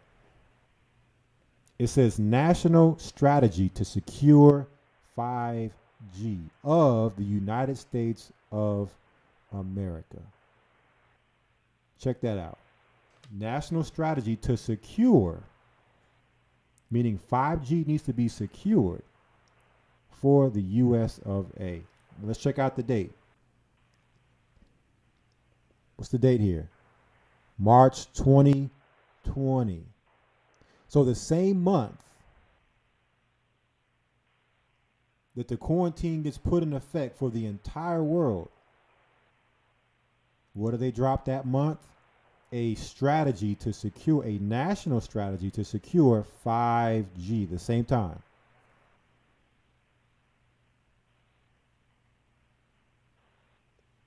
It says, my fellow Americans, fifth generation wireless technology or 5G will be a primary driver of our nation's prosperity and security in the 21st century. Check that out. It's going to be a primary driver of prosperity and security for America. This new technology will provide consumers, businesses, and governments with remarkably fast network connections that will enable tens of billions of new devices to harness the power of the internet, transforming the way we live, work, learn, and communicate. This advancement, however, also ushers new risks and vulnerabilities. So they're saying that with this launching of 5G, there's also risk and vulnerability. So the first thing I'm thinking, like, yeah, let's talk about the risk. Let's talk about 5G and what that frequency and the risk and what it's going to do to the human body. You think, okay, that's the risk they're talking about. Nope. Those risks are not in this memo about any type of health concerns. What risks are they talking about? Let's see. Malicious actors are already seeking to exploit 5G technology. So they're looking at the risk as people that are looking to exploit the technology, like hackers, right? That's the vulnerability they're talking about. This is a target-rich environment for those with nefarious motives due to the number and types of devices it will connect and the large volume of data that those devices will transmit. See that? I'm going to go into it. I'm going to go into ways how we can look at what this means. That they're looking at they're looking to put up an infrastructure of 5G, a grid of 5G, and they're already looking at terrorists who could potentially, hurt this 5G infrastructure. Because this is going to be so great. It's going to be the prosperity and security of the 21st century of America.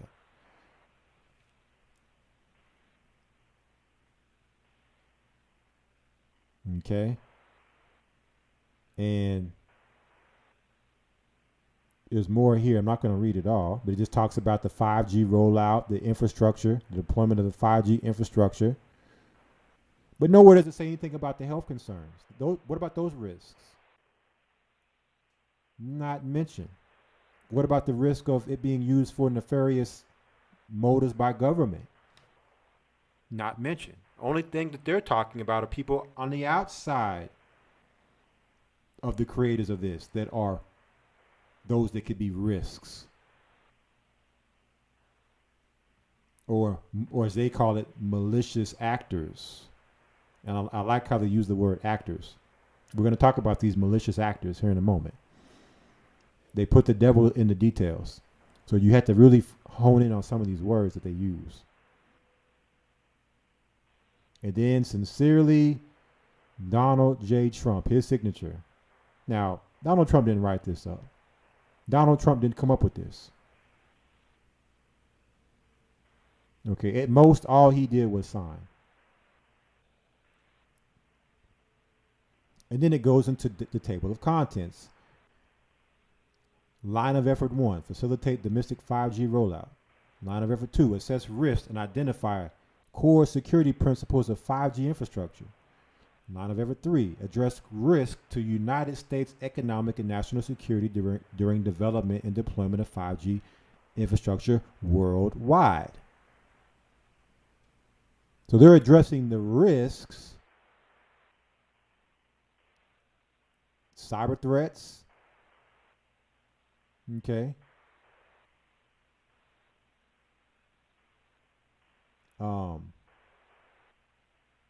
again, going back to these malicious actors or these terrorists, cyber terrorists.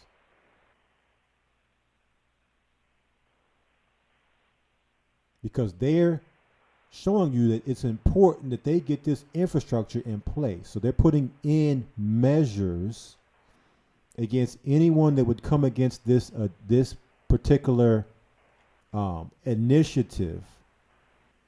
Anybody that's looking to come against this national strategy, they're putting things in place to secure it, to make sure that it doesn't get touched. Now, my thing is, do any of y'all, and maybe I could be wrong, I don't remember them putting together something like this for 4G. or for 3G or for 2G? Do any of y'all? I mean, if you know of anything, please let me know. So out of all, before they've never done this. Why now are they putting these security measures in place, a national strategy for 5G in place? These are critical questions you must ask ourselves. Why?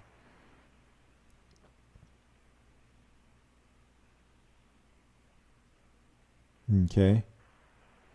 So there's a lot here, and you brothers and sisters can come in here and read this on your own.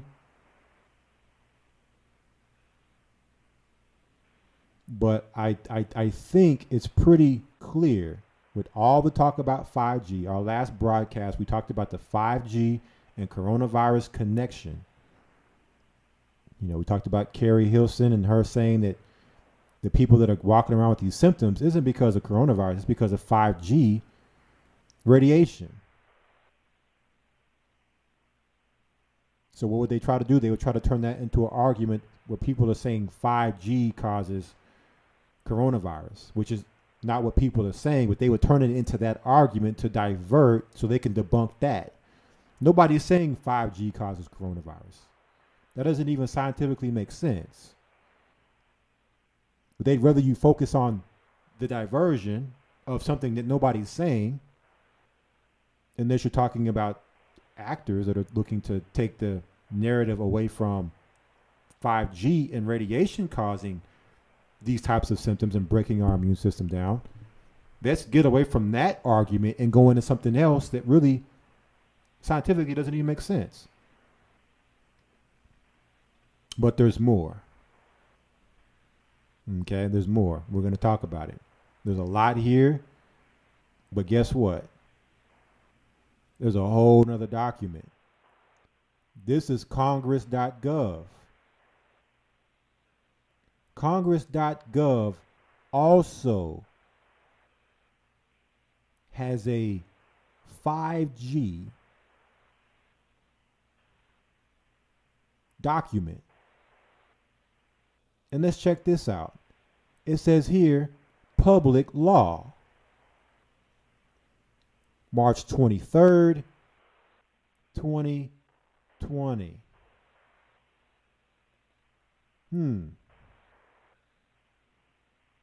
It says here to require the president to develop a strategy to ensure the security of next generation mobile telecommunication systems and infrastructure in the U.S. and to assist allies and strategic partners in maximizing the security of next generation mobile telecommunication systems, infrastructure, and software, and for other purposes. This is Public Law 116-129. It says enact. So has 5G been made law? Section 1 short title. This act may be cited as the Secure 5G and Beyond Act of 2020.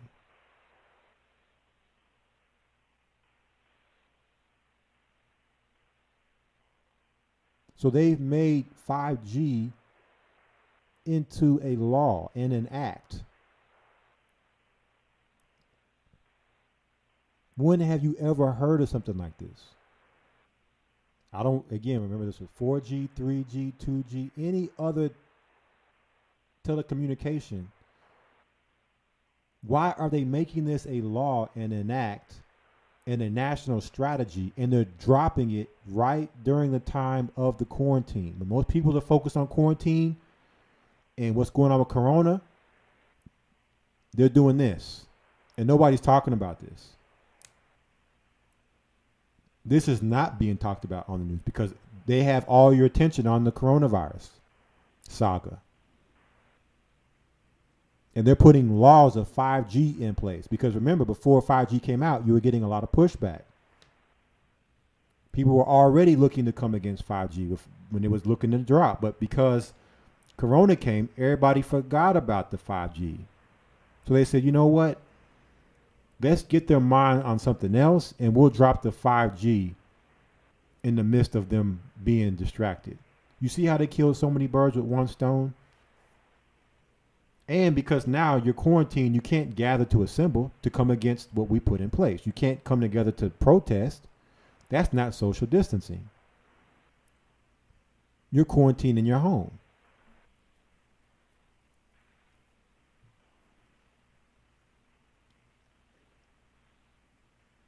It says here, it goes into all the Section 3, strategy to ensure security of next generation wireless telecommunication systems and infrastructure. Talks about security. Again, you're seeing these words, security of fifth and future generations, not just 5G or 5G, but future generations. What else? Provide technical assistance to mutual defense treaty allies of the U.S., strategic partners of the U.S. and other countries when in the security and strategic interest of the U.S. to maximize the security of fifth and future generations. So while we're in quarantine, they're putting not only the infrastructure in place for 5G, they're putting it in law to protect it, to secure it, so that you can't come against it.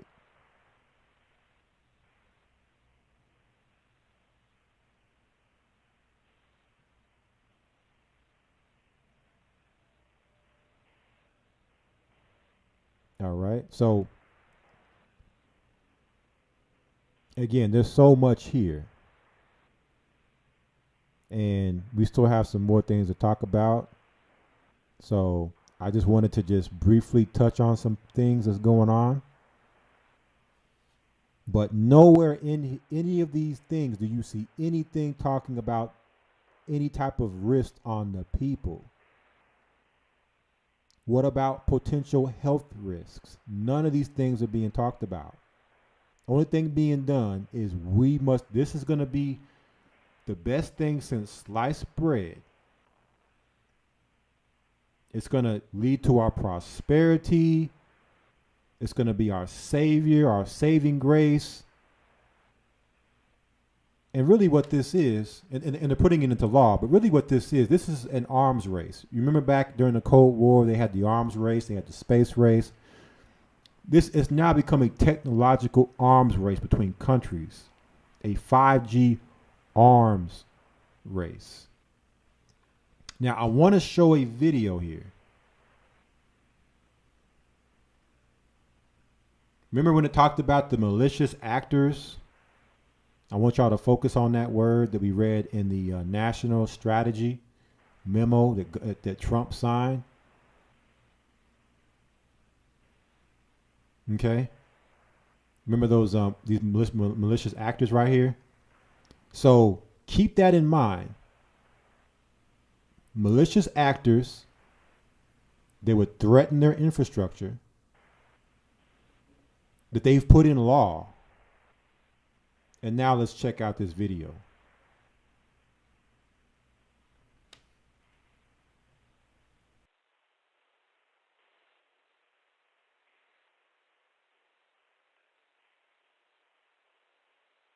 As the coronavirus spreads around the world, getting accurate information about the disease becomes ever more important.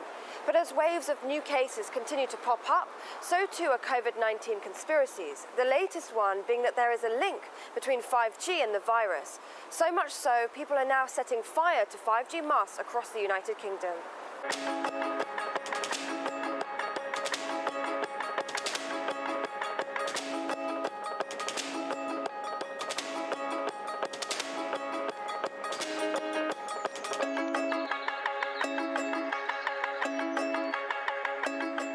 With the world in lockdown in the social media age, there's a heavy reliance on the internet, which is becoming a breeding ground for those wanting to spread conspiracy theories. Since the beginning of the year, a series of fake news posts have surfaced online, and scrolling on any web form or platform, you'll quickly come across them. They include false cures and false prevention measures, rumours of scheming geopolitical plots, the virus as a biological weapon, even an experiment gone wrong. But one of the most prominent is linking 5G to coronavirus, and the mass hysteria has pushed the World Health Organization to intervene and to even declare an infodemic. Due to the high demand for timely and trustworthy information about COVID-19, WHO technical risk communication and social media teams have been working closely to track and respond to myths and rumours. Some theorists believe that 5G is the root of the global coronavirus outbreak because they claim it systematically breaks down the immune system. On top of that, a viral post claimed that the technology originated in Wuhan, the very same Chinese city at the heart of the initial outbreak of COVID-19. After comprehensive analysis, though, the claim was debunked by fact-checking organizations in January. Not to mention that a radiation watchdog found no scientific evidence that 5G posed a threat to the human health system, while it's widely accepted knowledge, backed by experts, that the virus came from a natural animal source. But even with 5G being found to be safe, the number of mosques targeted by vandals has increased. Sadly, we have experienced cases of vandals setting fire to mobile masts, disrupting critical infrastructure and spreading false information suggesting a connection between 5G and the COVID-19 pandemic. There is no scientific evidence of any link between 5G and coronavirus. And despite the scientific evidence, some celebrities are even jumping on this 5G misinformation bandwagon. A lot of my friends have been talking about the negative effects of 5G. Though I haven't fully vetted it, I find it very interesting. I don't think 5G gives you COVID-19. I think it can confuse or slow the body down in the healing process. Doctors and World Health Organization ask governments to halt rollout of 5G. I say no to 5G. And the fight against misleading information is taking a surreal turn. The UK's communications regulator, Ofcom, was even forced to intervene and punish a community radio station for broadcasting unfounded claims about the rollout of 5G, with the government even stepping in to denounce the so-called fake news as dangerous nonsense. On the point about the 5G masts, thank you again for mentioning it. The story somehow got about that they play a role in the spread of the disease. That's just nonsense. Dangerous nonsense as well. But considering the government has advised the public to stay at home, the internet has unsurprisingly been relied on like never before, meaning separating fact from fiction, especially when it comes to the link between 5G and coronavirus, is vital. But there's no doubting the tenuous connection has forced some people across the United Kingdom to disconnect from their technology. Shadi Edwards-Dashley, RT, London.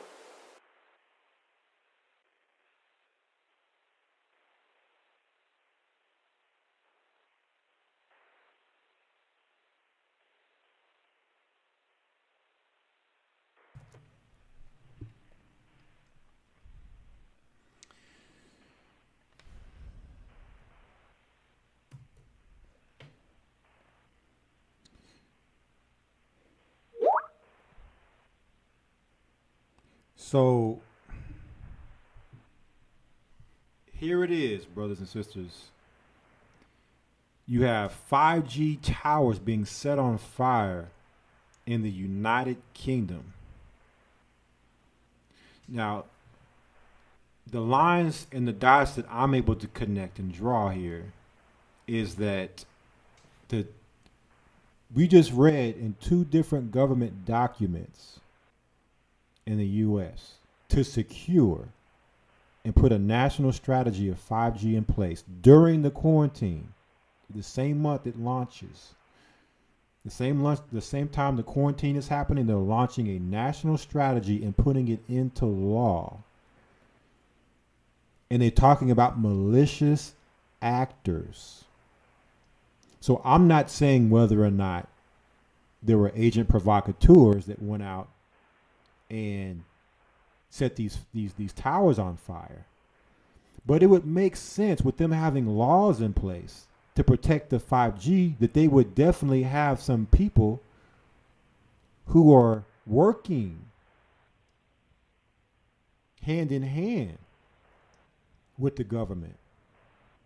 Because by them putting it into law and saying they must protect and secure their infrastructure, and then somebody's attacking their infrastructure, what now does that do? That now further empowers the government.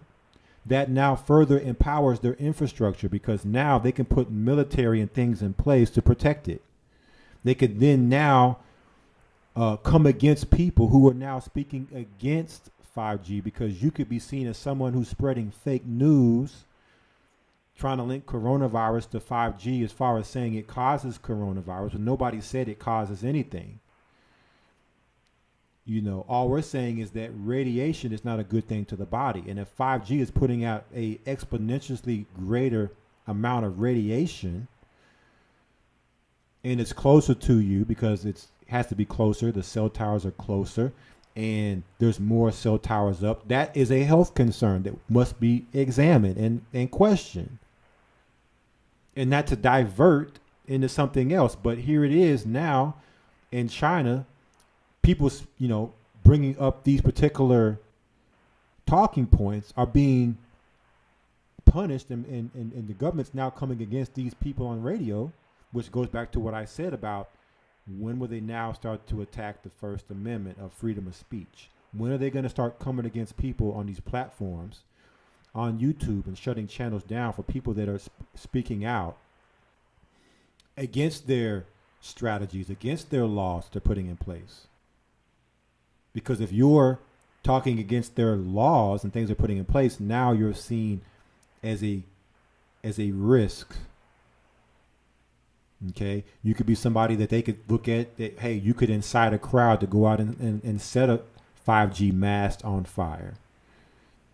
And I'll be the first to tell any brother or sister, look, whatever they're putting up, don't be a part of none of that stuff that's going on out there. These crowds and these mobs and all of that. Look, we have nothing to do with none of that. We are not here to, you know, destroy government property or hurt people or harm anybody or anything. We're just here to raise awareness and to speak and concern and want to actually get information and insight to these things and have a conversation about it. That's all we're saying. It shouldn't be, the conversation should not be diverted from, and it should not be ignored. Because to me, that shows guilt. That shows something being done covertly that's being covered up.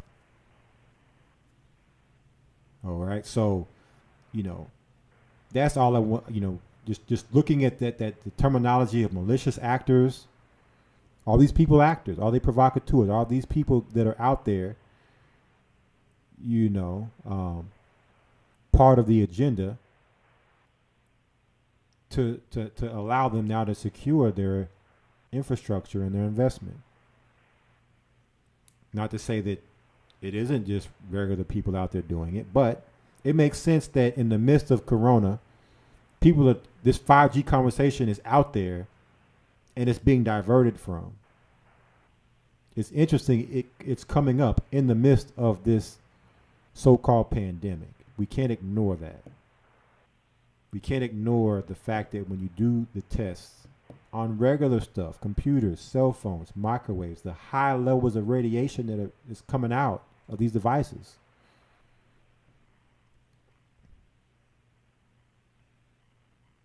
Okay, we can't ignore these things. So that goes into the part of, is 5G law? And I want to go to the next part and the last part of this broadcast tonight. Again, we're talking about the diversion and the distraction.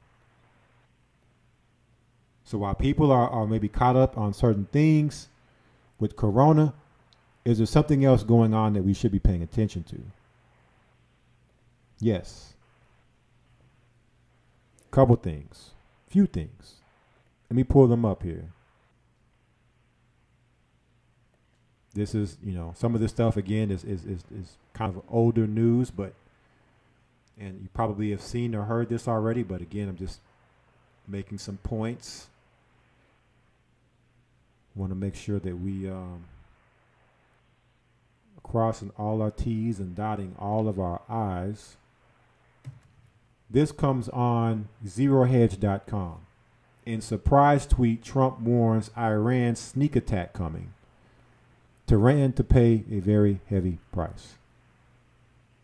So in the midst of the quarantine and everybody distracted on that, now Trump is saying, upon information and belief, okay, belief meaning it's what they believe. They don't have proof. It's just what they believe. Iran or its proxies are planning a sneak attack on U.S. troops and or assets in Iraq. If this happens, Iran will pay a very heavy price indeed. This was April 1st. April Fools. 2020. This came out. And the question that I asked when I seen this was, who shows their hand in war? Like, if I knew my enemy was going to do a sneak attack, I wouldn't go and broadcast that I know. I would keep it secret. But see, by broadcasting it, it plants seeds. It plants seeds so they can say, well, we warned you. We told you it was coming. So now that it's happened, we must now act on. We must have a reaction to the action. Again, Hegelian dialectic. Predictive programming.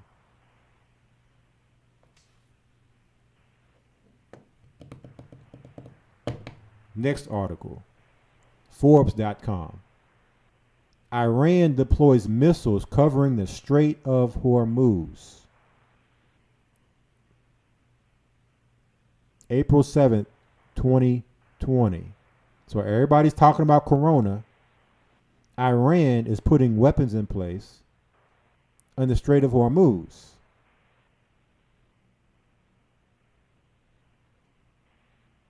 Okay, and there's a lot to say here, or a lot to read, but y'all can look this up and read this in your own convenience.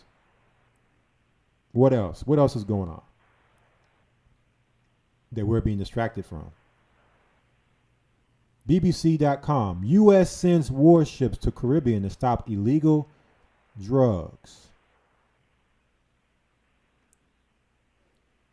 April 2nd, 2020. So America is sending warships, military vessels, ships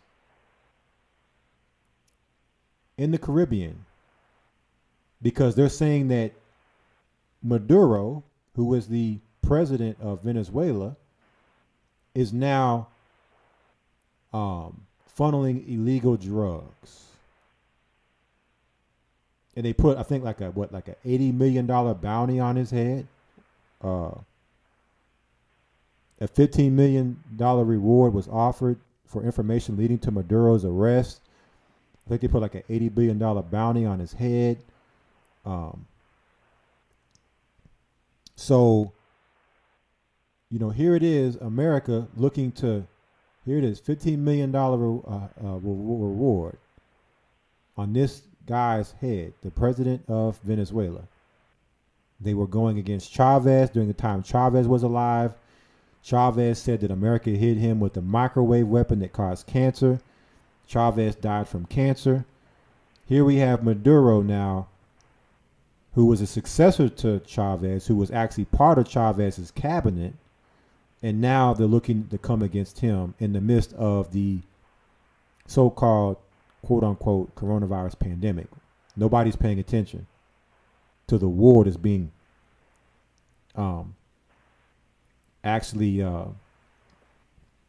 it's developing. Because that's really what's going on here. All these countries are getting ready for war. They're getting all their countries ready and geared to operate during a war. And this is the way you do it. You're at home. They don't have to worry about any espionage, people spying or getting information out to the enemy. They're about to go into the war games are about to become hot and real. It'll still be games to them, but it won't be games for us. Right? It'll be war games for them. It'll be hunger games for us.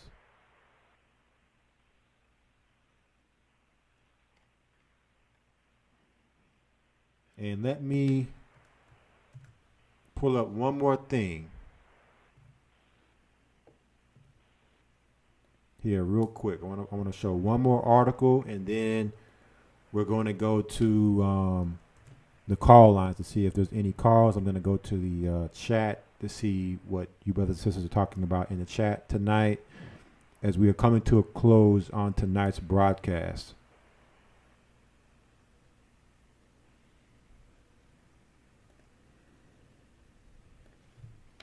This is a good website that has a lot of good insight.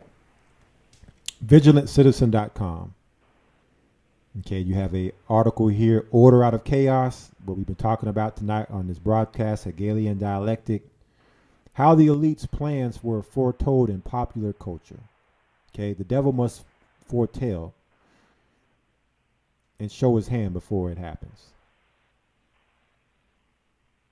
The core philosophy of the occult elite and its plans for humanity are hidden in plain sight from famous landmarks. What else do you have here? Bill Gates calls for a digital certificate to identify who received COVID-19 vaccine. COVID-19 lockdown, a global human experiment. How about this? How the movie Contagion laid the blueprint for the coronavirus outbreak. Okay, but what I want to go into is an article we've talked about before.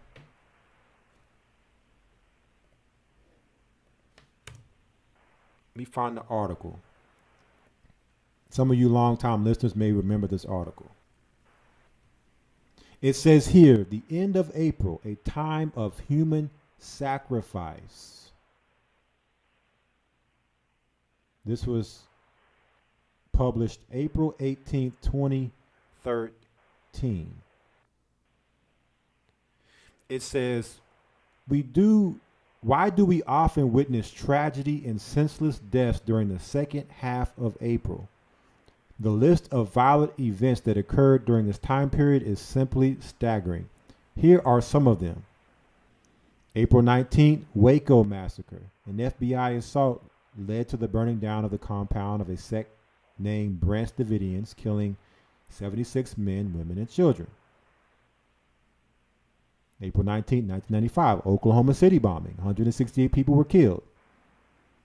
April 20th, 1999, Columbine High School massacre. 13 people murdered, 21 injured.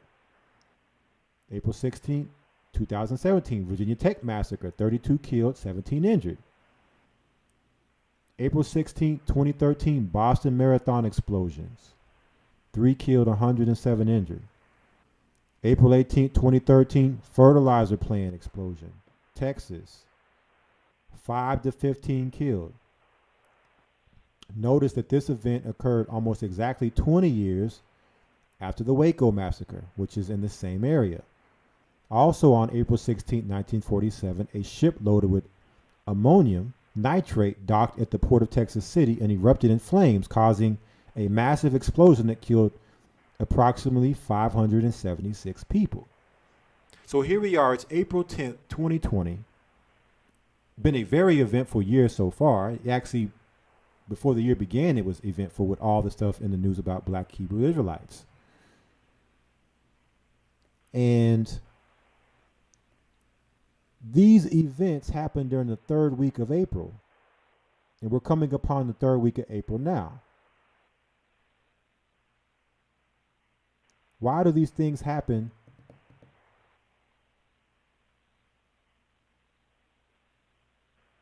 the third week of April?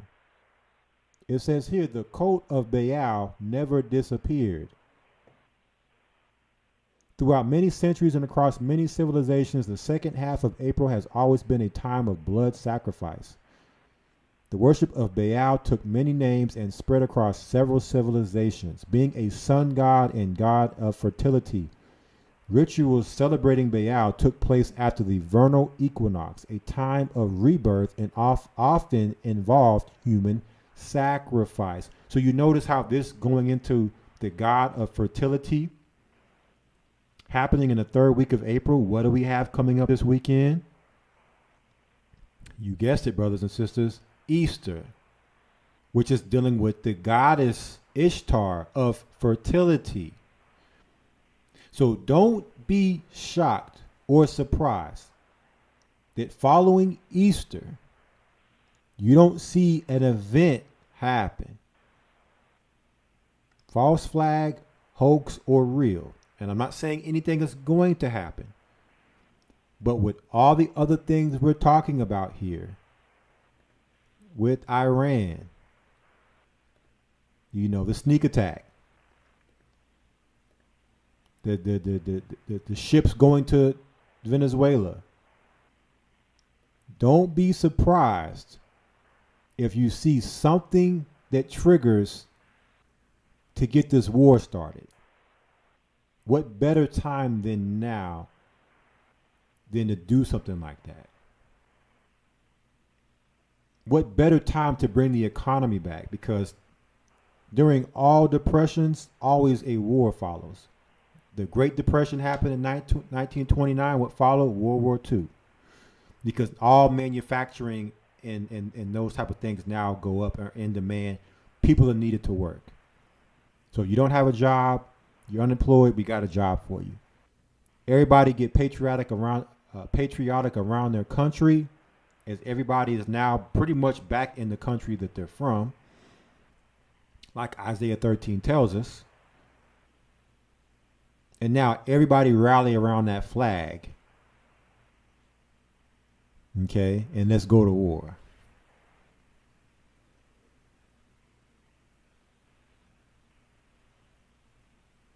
You have the Encyclopedia Mythica talking about Baal, talking about it being a blood sacrifice time. Of course, the Bible talks about it, Jeremiah 19:5. To burning their children in the fire, to Baal.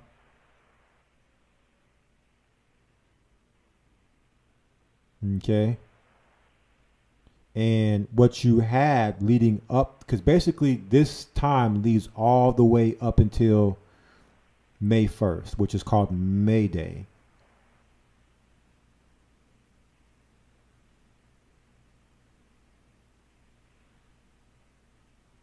Okay. Okay, that page is no longer there. But there was an article here. It used to be an article about bin Laden, who was supposedly killed on May 1st. But what you have starting April 19th, you have a 13-day fire sacrifice to the god, I believe it's spelled Imblog, Imblog. Let me see if I can find it on Google.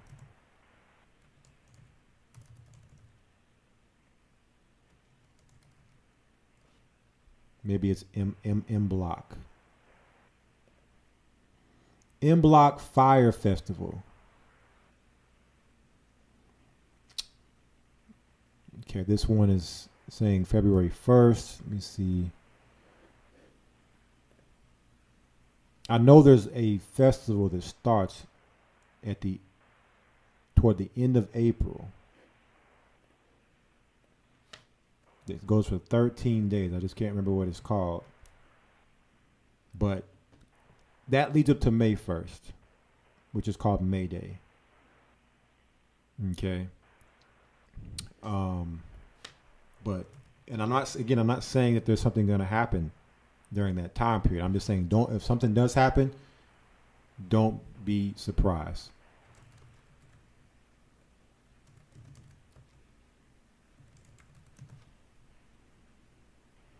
Okay.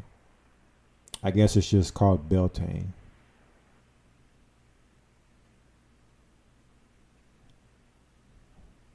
Okay. Beltane. So from April 19th until May 1st, it's a 13-day fire festival to Baal of blood sacrifice. Okay. So I know we covered a lot tonight, brothers and sisters. A lot of information out there. There's no way we can cover it all. It's just too much information out there right now. I'm just trying to bring out things that I've come across that I feel like is important to be brought out. Some of the things have already been spoken about in previous lessons, previous elders, and by the main church YouTube channel, A Gathering 144. So I try to cover some different angles that maybe are in the same realm of news, but maybe different storylines and angles to try to, more thoroughly cover these particular subjects and these topics. So that's it on tonight's news. And what we'll do now is we'll go ahead and go over to the call line, see if we have any callers in the queue. And we'll also read your comments and see what your brothers and sisters have to say and what you've been talking about tonight in this broadcast. So let me go ahead. We have some callers here. Let me go ahead and go over to the 470 area code on Blog Talk. 470, Shabbat Shalom, you're on the air.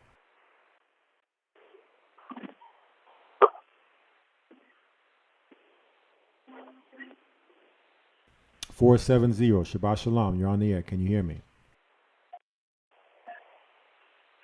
Oh, hello. Yes, you're live. Hello. Afternoon. Good night. I'm sorry. Okay. Well, yes, you wanted to speak? Hello. Yeah. I was just wondering about if you guys had seen that the church that was out with the coronavirus following the temperature around salty areas. Okay, you're asking, have I seen what again? I couldn't understand your question. The temperature charts, the geographic temperature charts. The coronavirus it seems to be following a select temperature. Temperature. Like the thermal charts.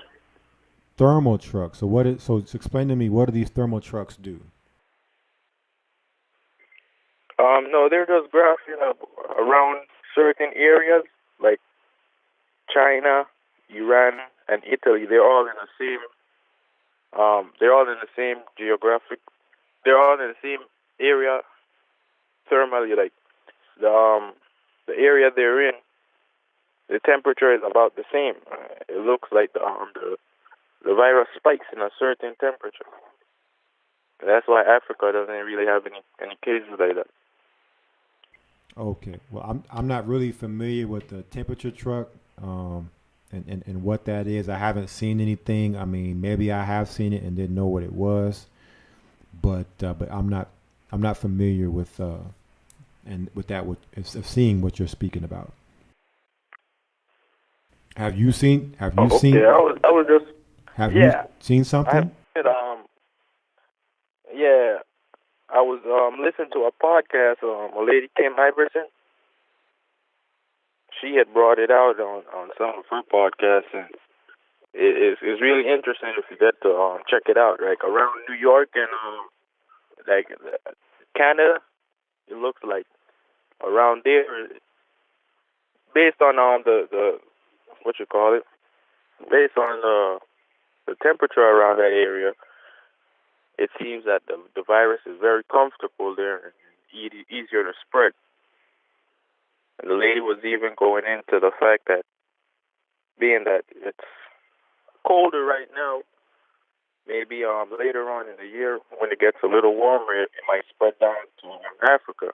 And they were already saying that in Chicago, African Americans were disproportionately getting the virus. So it might be even worse in a couple of months for us, Yeah, I mean it's at this point it's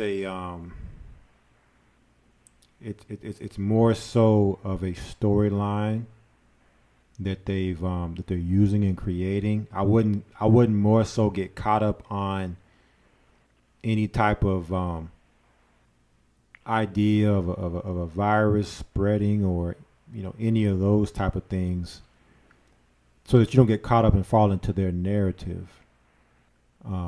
because really all a disease or a sickness is a demon.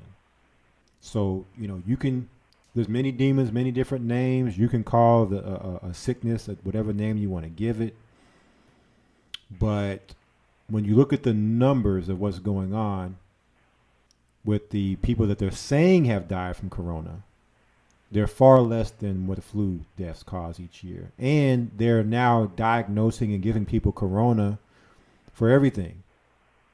Doesn't matter. You break your leg and die, they'll say you died from coronavirus. Or if your leg got broke, they'll say coronavirus must have broke your leg.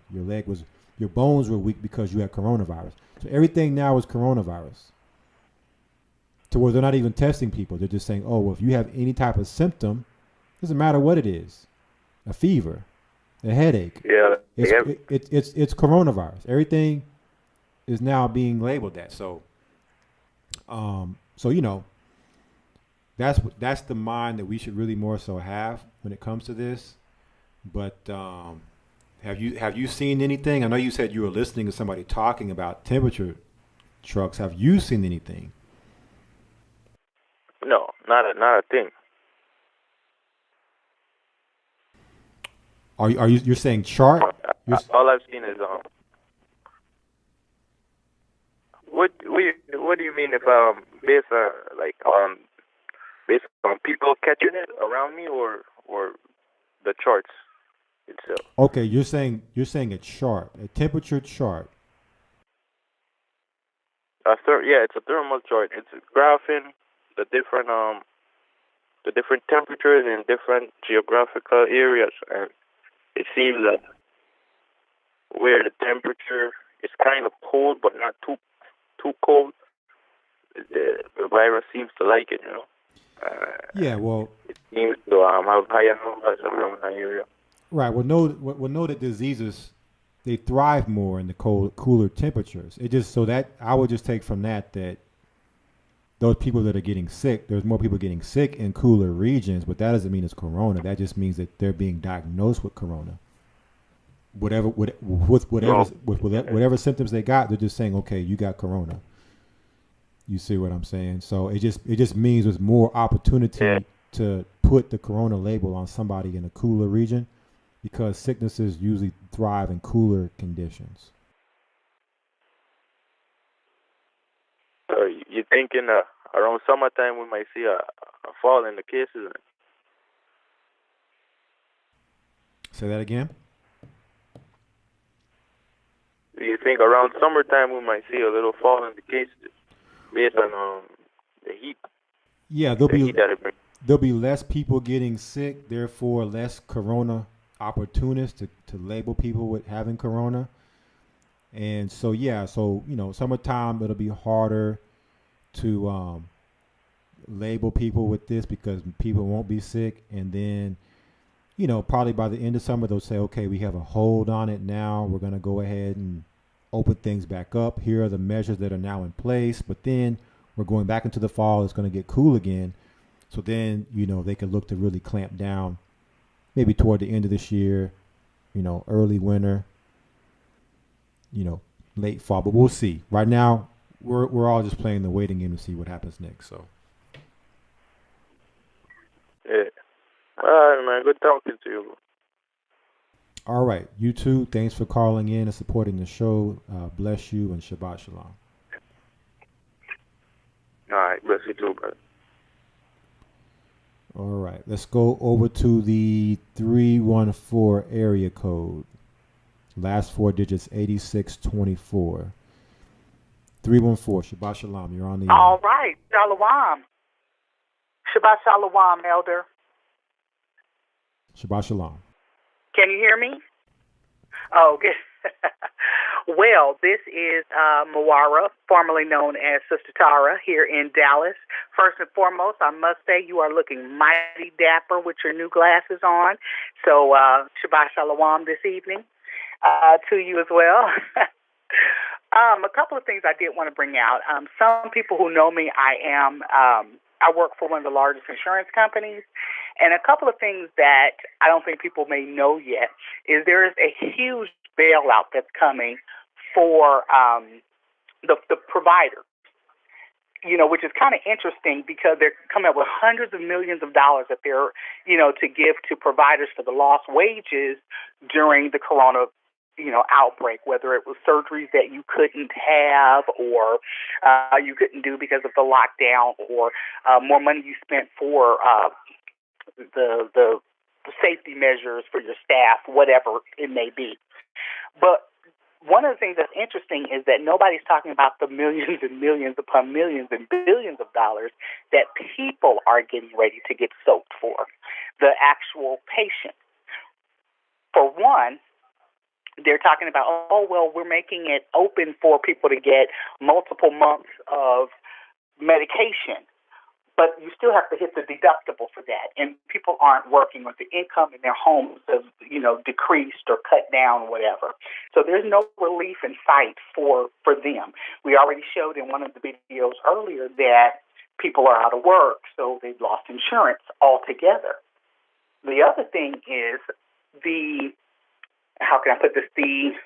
many of the claims that come through, even though from the doctors, they will have corona on them somewhere, but they're still going to be paid out based on whatever their comorbidities are. So if I come into the doctor's office, I'm coughing, I'm sneezing, whatever the case may be, I think I may have been exposed.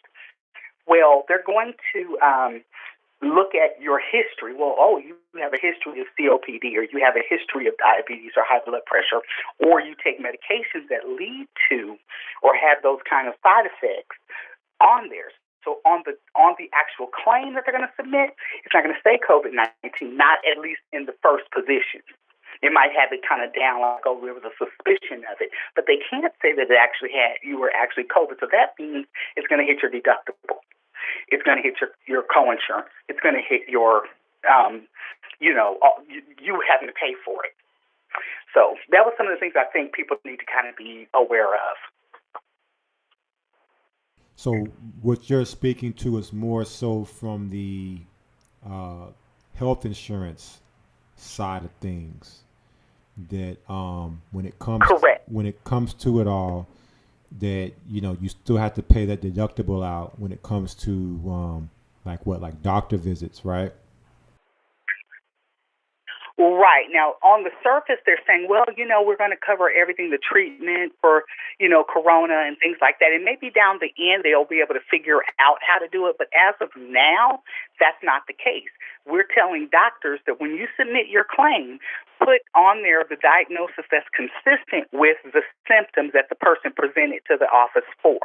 So if you come in with chest pains or shortness of breath or those things, and you actually have any of the comorbidities or are taking medications that side effects are consistent to looking like it's corona, then they're going to use a suspicion of corona diagnosis, which means they're not saying that you have it. So the testing and all that kind of stuff like that, you could be on the hook for that under your deductible and your co-insurance and things like that. So, the money is going to come out of your pocket at the end for many different types of plans. Now, some are a little better than others, so it's not all plans. I would just tell everybody, make sure you really look at your policy and how it's written before you jump up and run down there and say, I think I may have it. Yeah, and I'm not sure if you've seen the video at the beginning of the broadcast, but the one that was talking about African Americans being the higher statistical figures that are supposedly carrying this virus or affected by this virus. It was talking about the health care and people losing their jobs, and the fact that now when it comes to paying the money out for when it comes to doctor visits and these type of things, it's just going to be more and more debt. So you're basically just bringing out the fact that, be careful, because when you go to the doctor, be careful of your co-pays and your, these actual fees that you have to pay, that it's going to hit you in the pockets, basically. And like I said, a lot of our plans have very high deductibles on them. So, and they're waiving, under COVID-19, they're waiving where doctors would have to do prior authorization before they did certain radiological or diagnostic tests. They had to get, insurance or prior authorization for. Well, now they've waived that. So you can go in, cough a couple times, and they're going to say, oh, well, we need to do an MRI, a CAT scan, a PET scan, 2 X-ray. They can just run it up.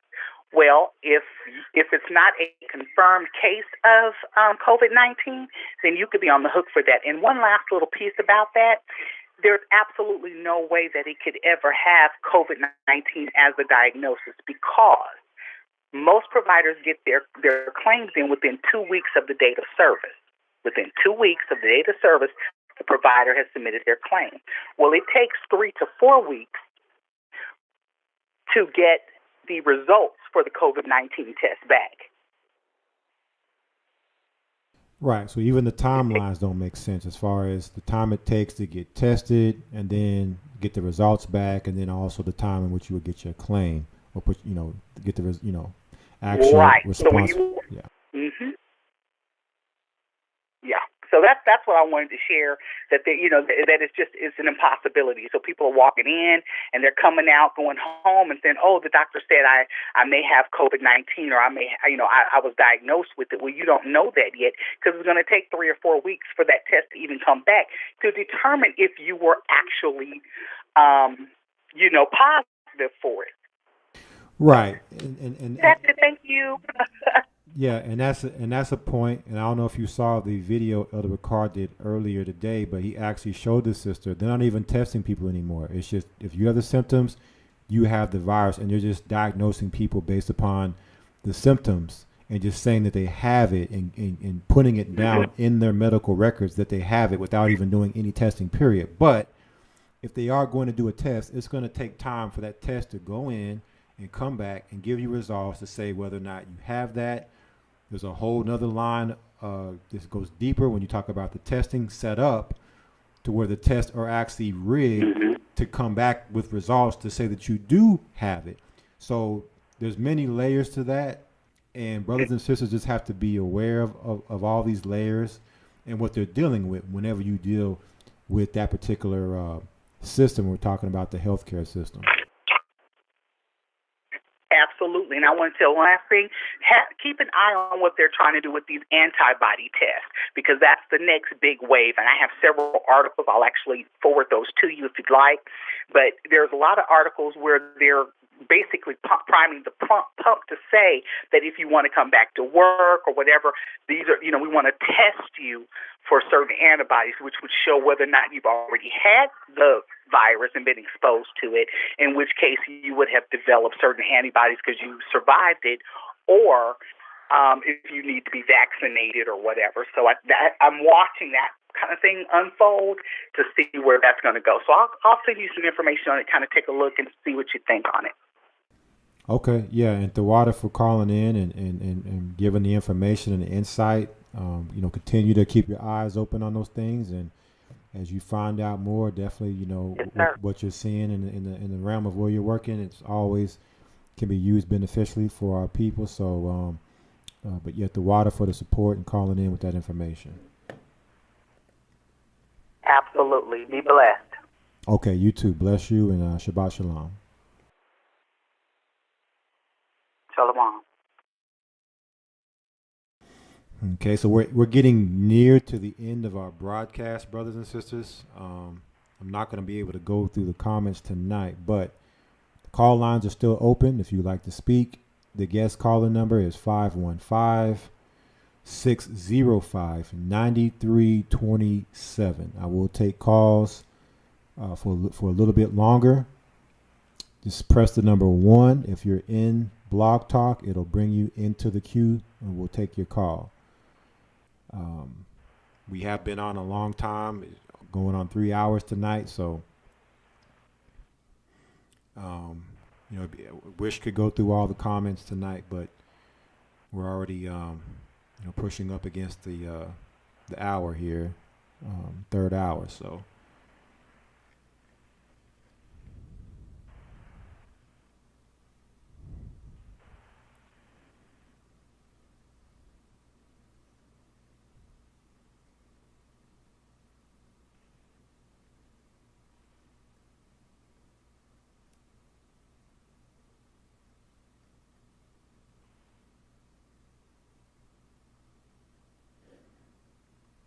and I know y'all are putting a lot of good comments in. Let's go to the 212 area code.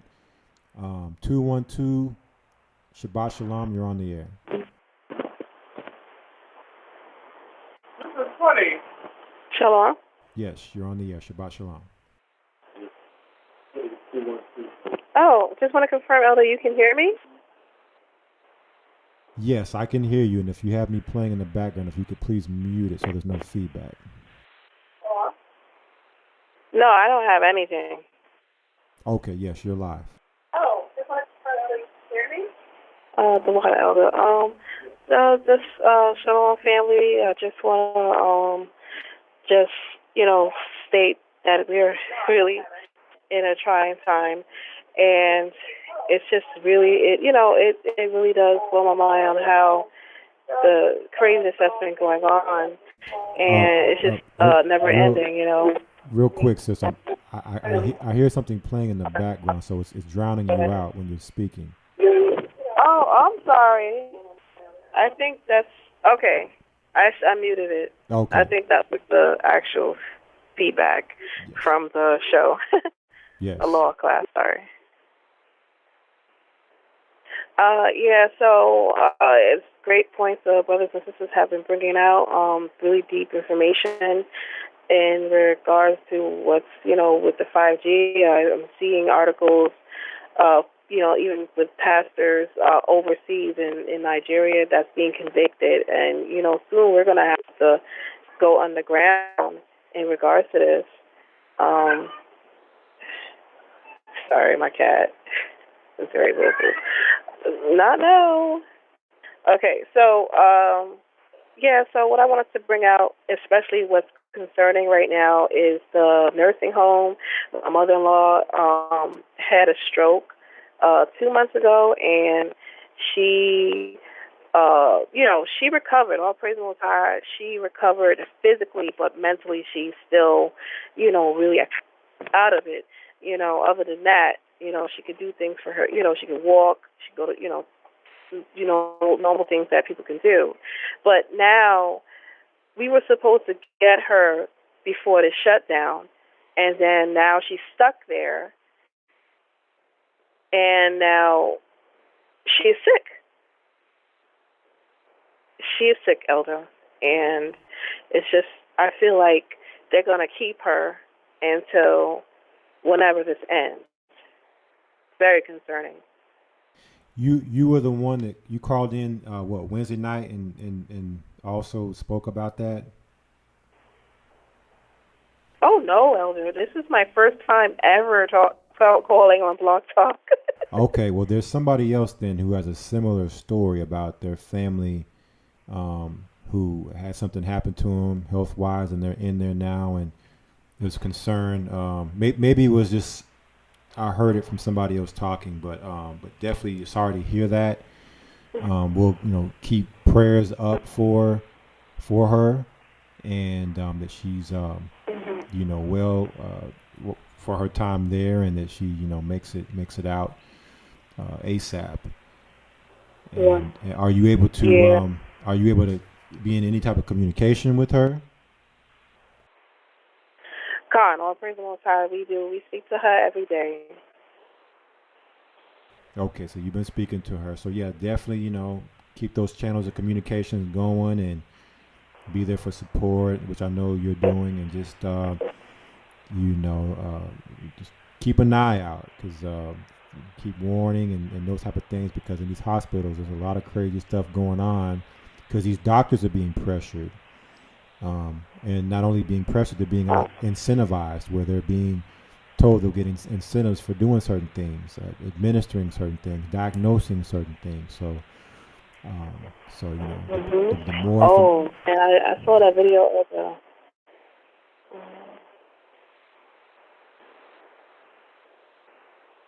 Yeah. Okay, so. But so, was there anything else that you have for us tonight?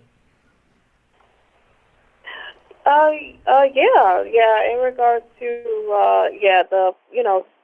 whatever's going on with us, because our family, we always get conflicted with some kind of sickness or ailment, and we do try to do our best to keep our health up. but something always happens. It's just the way it is with us. We are trying our best to stay out of the hospitals because we know what's going on, and we're trying to do our best to keep our health up. But there are some issues, and we just have to pray over that because, hospitals or even, I heard doctors so far, some people say it has been okay, but hospitals definitely stay away from. But the water for allowing me to speak, Elder, and you enjoy your night, okay? Everybody else, enjoy your night. Okay, well, thank you, and bless you, and Shabbat Shalom. You too. All right, we have about 5 minutes left before we end the broadcast. 5 minutes left. The guest caller number, 515-605-9327. If you'd like to get in, you'd like to speak, you have a question, comment, you want to share some news, that's the call-in number. Press 1, and we'll take your call before we end this broadcast.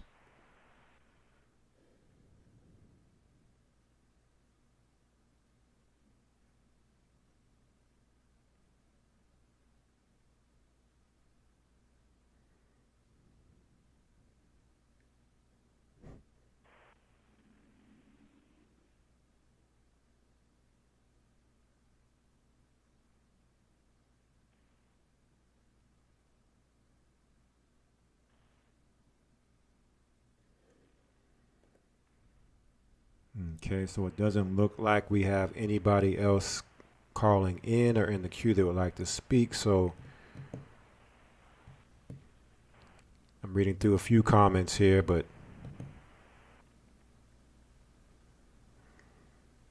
we are coming to an end of this broadcast. Okay, so I want to say bless you all, and again, thank you for your support for this broadcast. Without you, we would not be here to bring forth this information. You are, the part of the driving force that keeps us coming back and continuing to inform our people, encourage our people, and uplift our people during these times as well as other times. But just keep in mind that there will come a time when the censorship will be real and the communications will be limited. So right now is the time to get as deeply connected to the Holy Spirit as you can, because the Holy Spirit will be our guide and will lead us going forward when it comes to surviving and escaping these times. So until then, until next time we're here broadcasting, continue to stay safe, stay prayed up, stay watchful, stay vigilant, diligent, and don't get distracted. And continue to keep finding the news and information of what's going on, and continue to keep sharing it. Information and knowledge is power. All right. And always remember, brothers and sisters, we will get the kingdom next. Okay. We will be in Zion when it's all said and done, celebrating and talking about how we made it through all of this. So keep that in the forefront of your mind. All right. Kwam Yasharallah and Shabbat Shalom.